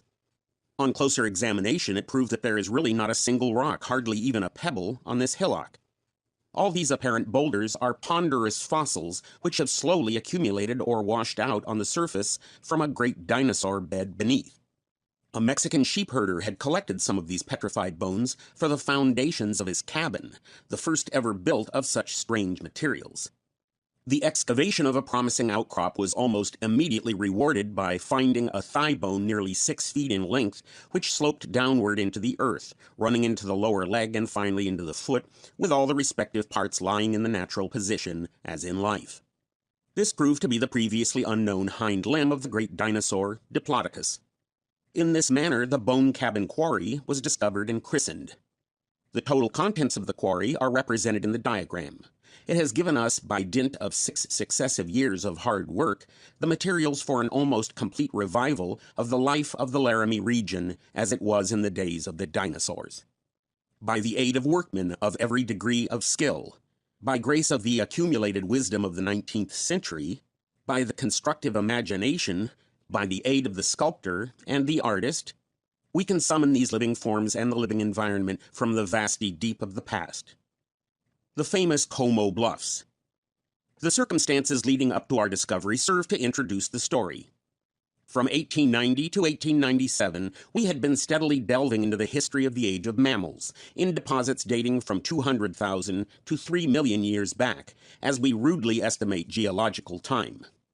In the course of 7 years, such substantial progress had been made that I decided to push into the history of the age of reptiles also, and following the pioneer's march and cope to begin exploration in the period which at once marks the dawn of mammalian life and the climax of the evolution of the great amphibious dinosaurs. In the spring of 1897, we accordingly began exploration in the heart of the Laramie Plains, on the Como Bluffs. On arrival, we found numbers of massive bones strewn along the base of these bluffs, tumbled from their stratum above, too weather-worn to attract collectors, and serving only to remind one of the time when these animals, the greatest by far that nature has ever produced on land, were monarchs of the world. Aroused from sleep on a clear evening in camp by the heavy rumble of a passing Union Pacific freight train, I shall never forget my meditations on the contrast between the imaginary picture of the great age of dinosaurs, fertile in cycads and in a wonderful variety of reptiles, and the present age of steam, of heavy locomotives toiling through the semi-arid and partly desert Laramie Plains. Footnote: at this time the Union Pacific Railroad directly passed the bluffs. In the recent improvement of the grade, the main line has been moved to the south. HFO. End of footnote. So many animals had already been removed from these bluffs that we were not very sanguine of finding more. But after a fortnight our prospecting was rewarded by finding parts of skeletons of the long-limbed dinosaur, Diplodocus, and of the heavy-limbed dinosaur, Brontosaurus. The whole summer was occupied in taking these animals out for shipment to the east, the so-called plaster method of removal being applied with the greatest success. Briefly, this is a surgical device applied on a large scale for the setting of the much fractured bones of a fossilized skeleton. It consists in setting great blocks of the skeleton, stone and all, in a firm capsule of plaster subsequently reinforced by great splints of wood, firmly drawn together with wet rawhide. The object is to keep all the fragments and splinters of bone together until it can reach the skillful hands of the museum preparator. The rock waves connecting the bluffs and the quarry. The Como Bluffs are about 10 miles south of the Bone Cabin Quarry. Between them is a broad stretch of the Laramie Plains. The exposed bone layer in the two localities is of the same age and originally was a continuous level stratum which may be designated as the dinosaur beds. But this stratum, disturbed and crowded by the uplifting of the not far distant Laramie range of mountains and the freeze-out hills, was thrown into a number of great folds or rock waves. Large portions, especially of the upfolds or anticlines, of the waves have been subsequently removed by erosion. The edges of these upfolds have been exposed, thus weathering out their fossilized contents, while downfolds are still buried beneath the earth for the explorers of coming centuries. Therefore, as one rides across the country today from the bluffs to the quarry, startling the intensely modern fauna, the pronghorned antelopes, jackrabbits, and sage chickens, he is passing over a vast graveyard which has been profoundly folded and otherwise shaken up and disturbed. Sometimes one finds the bone layer removed entirely, sometimes horizontal, sometimes oblique, and again dipping directly into the heart of the earth. This layer, dinosaur beds, is not more than 274 feet in thickness and is altogether of freshwater origin. But as a proof of the oscillations of the Earth level, both before and after this great thin sheet of freshwater rock was so widely spread, there are evidences of the previous invasion of the sea, ichthyosaur beds, and of the subsequent invasion of the sea, monosaur beds, in the whole Rocky Mountain region. In traveling through the West, when once one has grasped the idea of continental oscillation, or submergence and emergence of the land, of the sequence of the marine and freshwater deposits in laying down these pages of Earth history, he will know exactly where to look for this wonderful layer bed of the giant dinosaurs. He will find that, owing to the uplift of various mountain ranges, it outcrops along the entire eastern face of the Rockies, around the Black Hills, and in all parts of the Laramie Plains. It yields dinosaur bones everywhere, but by no means so profusely or so perfectly as in the two famous localities we are describing. How the skeletons lie in the bluffs and quarry. At the bluffs, single animals lie from 20 to 100 feet apart. One rarely finds a whole skeleton, such as that of Marsh's Brontosaurus excelsus, the finest specimen ever secured here, which is now one of the treasures of the Yale Museum. More frequently, a half or a third of a skeleton lies together. In the Bone Cabin Quarry, on the other hand, we came across a veritable Noah's Ark deposit, a perfect museum of all the animals of the period. Here are the largest of the giant dinosaurs, closely mingled with the remains of the smaller but powerful carnivorous dinosaurs which preyed upon them, also those of the slow and heavy-moving armored dinosaurs of the period, as well as of the lightest and most bird-like of the dinosaurs. Finely rounded complete limbs from 8 to 10 feet in length are found, especially those of the carnivorous dinosaurs, perfect even to the sharply pointed and recurved tips of their toes. Other limbs and bones are so crushed and distorted by pressure that it is not worthwhile removing them. 16 series of vertebrae were found strung together. Among these were 8 long strings of tailbones. The occurrence of these tails is less surprising when we come to study the important and varied functions of the tail in these animals, and the consequent connection of the tailbones by means of stout tendons and ligaments which held them together for a long period after death. Skulls are fragile and rare in the quarry, because in every one of these big skeletons there were no fewer than 90 distinct bones which exceeded the head in size, the excess in most cases being enormous. The bluffs appear to represent the region of an ancient shoreline, such conditions as we have depicted in the restoration of Brontosaurus, the sloping banks of a muddy estuary, or of a lagoon, either bare tidal flats or covered with vegetation. Evidently the dinosaurs were buried at or near the spot where they perished. The Bone Cabin Quarry deposit represents entirely different conditions. The theory that it is the accumulation of a flood is, in my opinion, improbable, because a flood would tend to bring entire skeletons down together, distribute them widely, and bury them rapidly. A more likely theory is that this was the area of an old river bar, which in its shallow waters arrested the more or less decomposed and scattered carcasses which had slowly drifted downstream toward it, including a great variety of dinosaurs, crocodiles, and turtles collected from many points upstream. Thus were brought together the animals of a whole region, a fact which vastly enhances the interest of this deposit. The giant herbivorous dinosaurs. By far the most imposing of these animals are those which may be popularly designated as the great or giant dinosaurs. The name, derived from dinos, terrible, and sauros, lizard, refers to the fact that they appeared externally like enormous lizards, with very long limbs, necks, and tails. They were actually remotely related to the tuatara lizard of New Zealand, and still more remotely to the true lizards. No land animals have ever approached these giant dinosaurs in size, and naturally the first point of interest is the architecture of the skeleton. The backbone is, indeed, a marvel. The fitness of the construction consists, like that of the American truss bridge, in attaining the maximum of strength with the minimum of weight. It is brought about by dispensing with every cubic millimeter of bone which can be spared without weakening the vertebrae for the various stresses and strains to which they were subjected, and these must have been tremendous in an animal from 60 to 70 feet in length. The bodies of the vertebrae are of hourglass shape, with great lateral and interior cavities.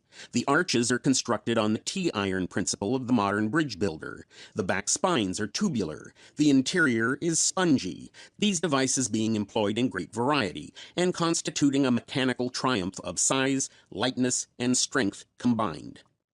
Comparing a great chambered dinosaurian Camarasaurus vertebra, see above, with the weight per cubic inch of an ostrich vertebra, we reach the astonishing conclusion that it weighed only 21 pounds, or half the weight of a whale vertebra of the same bulk. The skeleton of a whale 74 feet in length has recently been found by Mr. F.A. Lucas of the Brooklyn Museum to weigh 17,920 pounds. The skeleton of a dinosaur of the same length may be roughly estimated as not exceeding 10,000 pounds. Proofs of rapid movements on land. Lightness of skeleton is a walking or running or flying adaptation, and not at all a swimming one. A swimming animal needs gravity in its skeleton, because sufficient buoyancy in the water is always afforded by the lungs and soft tissues of the body. The extraordinary lightness of these dinosaur vertebrae may, therefore, be put forward as proof of supreme fitness for the propulsion of an enormous frame during occasional incursions upon land. There are additional facts which point to land progression, such as the point in the tail where the flexible structure suddenly becomes rigid, as shown in the diagram of vertebrae below. The component joints are so solid and flattened on the lower surface that they seem to demonstrate fitness to support partly the body in a tripodal position like that of a kangaroo. I have therefore hazarded the view that even some of these enormous dinosaurs were capable of raising themselves on their hind limbs, lightly resting on the middle portion of the tail. In such a position, the animal would have been capable not only of browsing among the higher branches of trees, but of defending itself against the carnivorous dinosaurs by using its relatively short but heavy front limbs to ward off attacks. There are also indications of aquatic habits in some of the giant dinosaurs, which render it probable that a considerable part of their life was led in the water. One of these indications is the backward position of the nostrils. Many, but not all, water-living mammals and reptiles have the nostrils on top of the head, in order to breathe more readily when the head is partly immersed. Another fact of note, although perhaps less conclusive, is the fitness of the tail for use while moving about in the water, if not in rapid swimming. The great tail, measuring from 28 to 30 feet, was one of the most remarkable structures in these animals, and undoubtedly served a great variety of purposes, propelling while in the water, balancing and supporting and defending while on land. In Diplodocus, it was most perfectly developed from its muscular base to its delicate and whip-like tip, perhaps for all these functions. The three kinds of giant dinosaurs. It is very remarkable that three distinct kinds of these great dinosaurs lived at the same time in the same general region, as proved by the fact that their remains are freely commingled in the quarry. What were the differences in food and habits, in structure and in gait, which prevented that direct and active competition between like types in the struggle for existence which, in the course of nature, always leads to the extermination of one or the other type? In the last 3 years, we have discovered very considerable differences of structure which make it appear that these animals, while of the same or nearly the same linear dimensions, did not enter into direct competition either for food or for territory. The dinosaur named Diplodocus by Marsh is the most completely known of the three. Our very first discovery in the Bone Cabin Quarry gave us the hint that Diplodocus was distinguished by relatively long, slender limbs, and that it may be popularly known as the long-limbed dinosaur. The great skeleton found in the Como Bluffs enabled me to restore, for the first time, the posterior half of one of these animals, estimated as 60 feet in length, the hips and tail especially being in a perfect state of preservation. A larger animal, nearer 70 feet in length, including the anterior half of the body, and still more complete, was discovered about 10 miles north of the quarry and is now in the Carnegie Museum in Pittsburgh. Combined, these two animals have furnished a complete knowledge of the great bony frame. The head is only 2 feet long, and is therefore small out of all proportion to the great body. The neck measures 21 feet 4 inches, and is by far the longest and largest neck known in any animal, living or extinct. The back is relatively short, measuring 10 feet 8 inches. The vertebrae of the hip measure 2 feet and 3 inches. The tail measures from 32 to 40 feet. We thus obtain, as a moderate estimate of the total length of the animal, 68 to 70 feet. The restored skeleton, published by Mr. J.B. Hatcher in July 1901, and partly embodying our results, gave to science the first really accurate knowledge of the length of these animals, which hitherto had been greatly overestimated. The highest point in the body was above the hips. Here, in fact, was the center of power and motion, because, as observed above, the tail fairly balanced the anterior part of the body. The restoration by Mr. Knight is drawn from a very careful model made under my direction, in which the proportions of the animal are precisely estimated. It is, I think, accurate for a restoration, as well as interesting and up-to-date. These restorations are the working hypotheses of our science. They express the present state of our knowledge, and being subject to modification by future discoveries, are liable to constant change. By contrast, the second type of giant dinosaur, the Brontosaurus, or Thundersaurian, of Marsh, as shown in the restoration, was far more massive in structure and relatively shorter in body. 5 more or less complete skeletons are now to be seen in the Yale, American, Carnegie, and Field Columbian museums. In 1898 we discovered, in the bluffs, about 3 miles west of the Bone Cabin Quarry, the largest of these animals which has yet been found. It was worked out with great care and is now being restored and mounted complete in the American Museum. The thigh bone is enormous, measuring 5 feet 8 inches in length, and is relatively of greater mass than that of Diplodocus. The neck, chest, hips, and tail are correspondingly massive. The neck is relatively shorter, however, measuring 18 feet, while in Diplodocus it measures over 21 feet.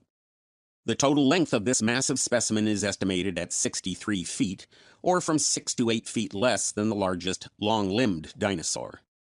The height of the skeleton at the hips is 15 feet. There is less direct evidence that the Thundersaurian had the power of raising its forequarters in the air than in the case of the light-limbed saurian, because no bend or supporting point in the tail has been distinctly observed. The third type of giant dinosaur is the less completely known chambered saurian, the Camarasaurus of Cope, or Morosaurus of Marsh, an animal more quadrupedal in gait, or walking more habitually on all fours, like the great Cetiosaurus, or whale saurian, discovered near Oxford, England. With its shorter tail and heavier forelimbs, it is still less probable that this animal had the power of raising the anterior part of its body from the ground. Of a related type, perhaps, is the largest dinosaur ever found. This is the Brachiosaurus, limb bones of which were discovered in central Colorado in 1901 and are now preserved in the Field Columbian Museum of Chicago. Its thigh bone is 6 feet 8 inches in length, and its upper arm bone, or humerus, is even slightly longer. Feeding habits of the giant dinosaurs. We still have to solve one of the most perplexing problems of fossil physiology. How did the very small head, provided with light jaws, slender and spoon-shaped teeth confined to the anterior region, suffice to provide food for these monsters? I have advanced the idea that the food of Diplodocus consisted of some very abundant and nutritious species of water plant, that the clawed feet were used in uprooting such plants, while the delicate anterior teeth were employed only for drawing them out of the water, that the plants were drawn down the throat in large quantities, without mastication, since there were no grinding or back teeth whatever in this animal. Unfortunately for this theory, it is now found that the front feet were not provided with many claws, there being only a single claw on the inner side. Nevertheless, by some such means as this, these enormous animals could have obtained sufficient food in the water to support their great bulk. The carnivorous dinosaurs. Mingling with the larger bones in the quarry are the more or less perfect remains of swamp turtles, of dwarf crocodiles, of the entirely different group of plated dinosaurs, or Stegosauria, but especially of 2 entirely distinct kinds of large and small flesh-eating dinosaurs. The latter rounded out and gave variety to the dinosaur society, and there is no doubt that they served the savage but useful purpose rendered familiar by the doctrine of Malthus, of checking overpopulation. These fierce animals had the same remote ancestry as the giant dinosaurs, but had gradually acquired entirely different habits and appearance. Far inferior in size, they were superior in agility, exclusively bipedal, with very long, powerful hind limbs upon which they advanced by running or springing, and with short forelimbs, the exact uses of which are difficult to ascertain. Both hands and feet were provided with powerful tearing claws. On the hind foot is the back claw, so characteristic of the birds, which, during the Triassic period, left its faint impression almost everywhere in the famous Connecticut Valley imprints of these animals. That the forelimb and hand were of some distinct use is proved by the enormous size of the thumb claw. While the hand may not have conveyed food to the mouth, it may have served to seize and tear the prey. As to the actual pose in feeding, there can be little doubt as to its general similarity to that of the raptores among the birds, as suggested to me by Dr. Wortman. One of the hind feet rested on the prey, the other upon the ground, the body being further balanced or supported by the vertebrae of the tail. The animal was thus in a position to apply its teeth and exert all the power of its very powerful arched back in tearing off its food. That the gristle of the bone or cartilage was very palatable is attested not only by the tooth marks upon these bones, but by many similar markings found in the bone cabin quarry. The bird-catching dinosaur. Of all the bird-like dinosaurs which have been discovered, none possesses greater similitude to the birds than the gem of the quarry, the little animal about 7 feet in length, which we have named Ornitholestes, or the bird-catching dinosaur. It was a marvel of speed, agility, and delicacy of construction. Externally, its bones are simple and solid-looking, but as a matter of fact they are mere shells, the walls being hardly thicker than paper, the entire interior of the bone having been removed by the action of the same marvelous law of adaptation which sculptured the vertebrae of its huge contemporaries. There is no evidence, however, that these hollow bones were filled with air from the lungs, as in the case of the bones of birds. The foot is bird-like. The hand is still more so. In fact, no dinosaur hand has ever before been found which so closely mimics that of a bird. In the great elongation of the first or index finger, in the abbreviation of the thumb and middle finger, and in the reduction of the ring finger. These fingers with sharp claws were not strong enough for climbing, and the only special fitness we have been able to imagine is that they were used for the grasping of a light and agile prey. Another reason for the venture of designating this animal as the bird-catcher is that the Jurassic birds, not thus far discovered in America but known from the Archaeopteryx of Germany, were not so active or such strong flyers as existing birds. In fact, they were not unlike the little dinosaur itself. They were toothed, long-tailed, short-armed. The body was feathered instead of scaled. They rose slowly from the ground. This renders it probable that they were the prey of the smaller pneumatic-built dinosaurs, such as the present animal. This hypothetical birdcatcher seems to have been designed to spring upon a delicately built prey, the structure being the very antipode of that of the large carnivorous dinosaurs.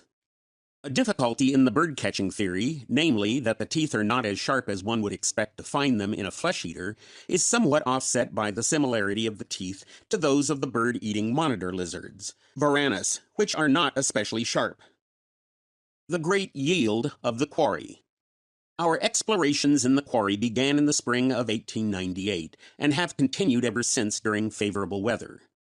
The total area explored at the close of the 6th year was 7,250 square feet. Not one of the 12-foot squares into which the quarry was plotted lacked its covering of bones, and in some cases the bones were 2 or 3 deep. Each year we have expected to come to the end of this great deposit, but it still yields a large return, although we have reason to believe that we have exhausted the richest portions. We have taken up 483 parts of animals, some of which may belong to the same individuals. These were packed in 275 boxes, representing a gross weight of nearly 100,000 pounds.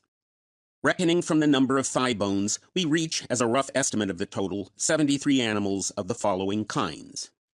Giant herbivorous dinosaurs, 44. Plated herbivorous dinosaurs or stegosaurs, 3. Iguanodonts or smaller herbivorous dinosaurs, 4. Large carnivorous dinosaurs, 6. Small carnivorous dinosaurs, 3. Crocodiles, 4. Turtles, 5. But this represents only a part of the whole deposit, which we know to be of twice the extent already explored, and these figures do not include the bones which were partly washed out and used in the construction of the bone cabin. The grand total would probably include parts of over 100 giant dinosaurs. The struggle for existence among the dinosaurs. Never in the whole history of the world as we now know it have there been such remarkable land scenes as were presented when the reign of these titanic reptiles was at its climax. It was also the prevailing life picture of England, Germany, South America, and India. We can imagine herds of these creatures from 50 to 80 feet in length, with limbs and gait analogous to those of gigantic elephants, but with bodies extending through the long, flexible and tapering necks, into the diminutive heads, and reaching back into the equally long and still more tapering tails. The 4 or 5 varieties which existed together were each fitted to some special mode of life, some living more exclusively on land, others for longer periods in the water. The competition for existence was not only with the great carnivorous dinosaurs, but with other kinds of herbivorous dinosaurs, the iguanodonts, which had much smaller bodies to sustain and a much superior tooth mechanism for the taking of food. The cutting off of this giant dinosaur dynasty was nearly, if not quite, simultaneous the world over.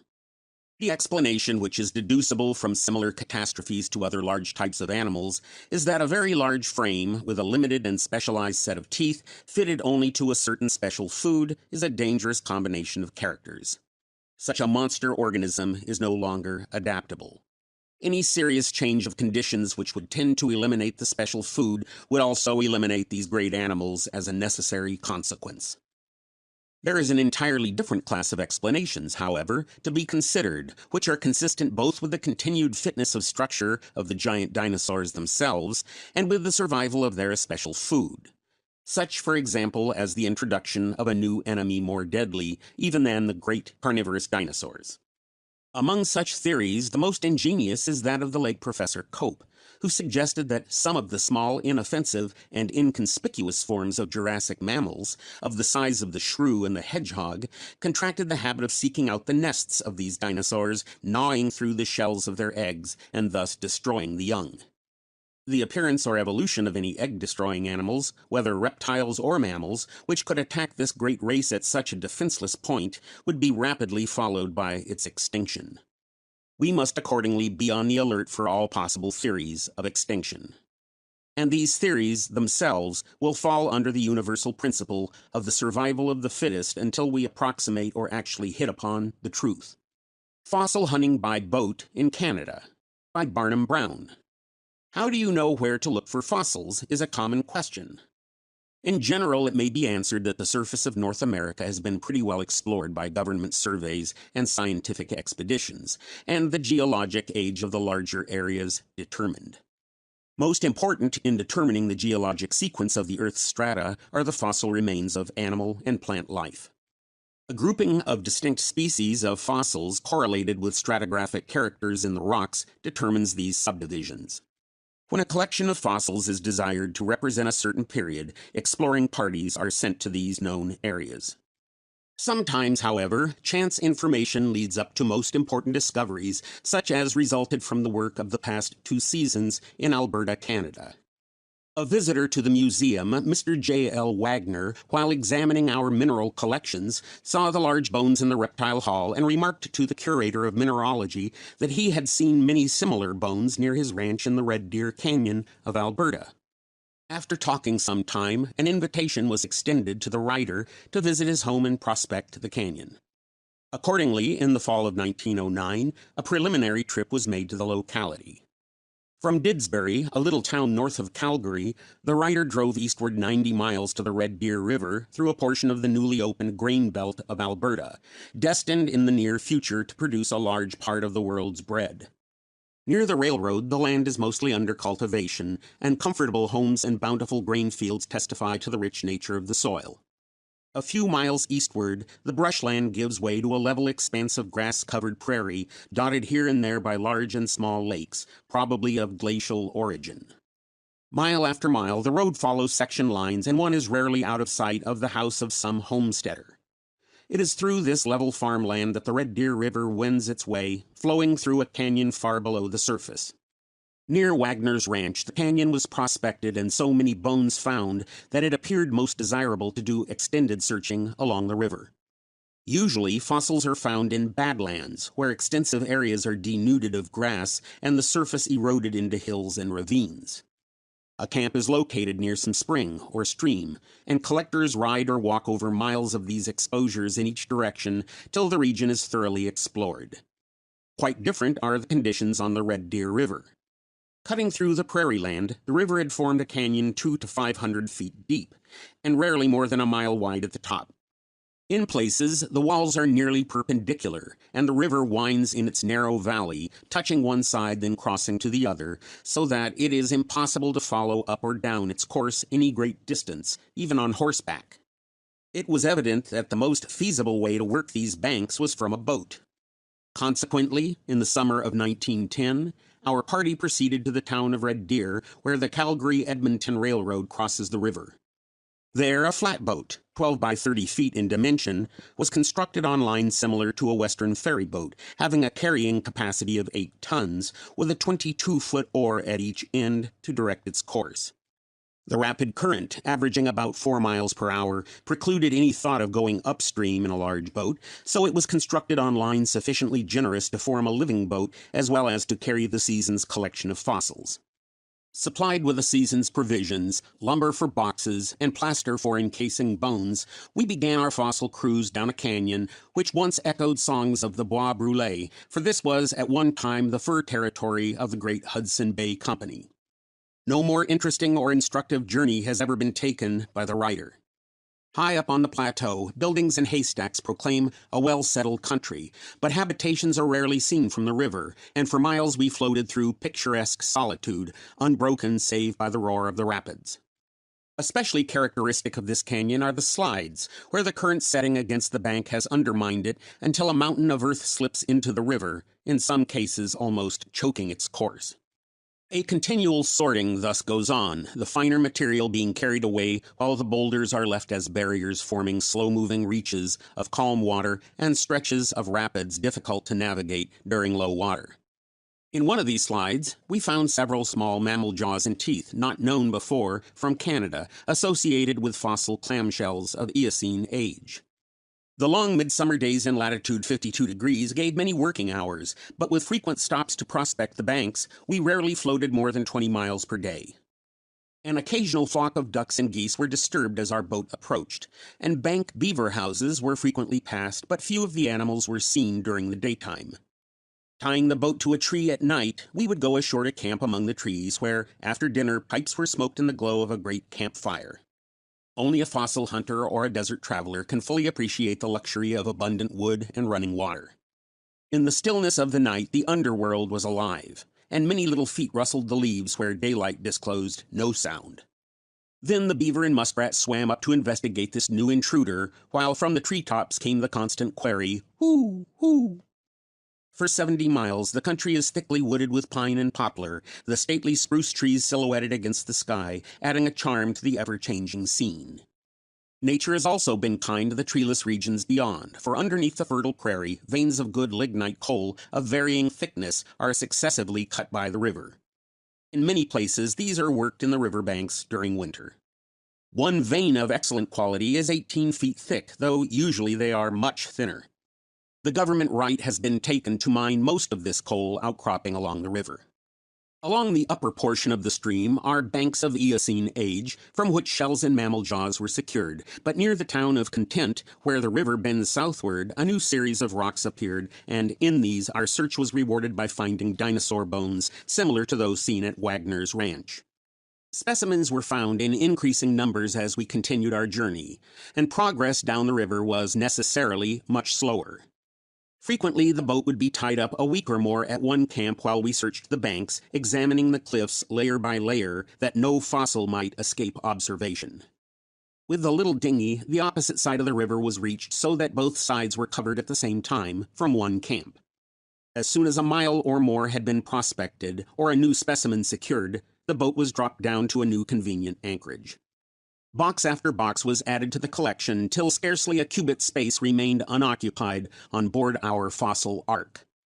Where prairie badlands are eroded in innumerable buttes and ravines, it is always doubtful if one has seen all exposures, so there was peculiar satisfaction in making a thorough search of these riverbanks, knowing that few, if any, fossils had escaped observation.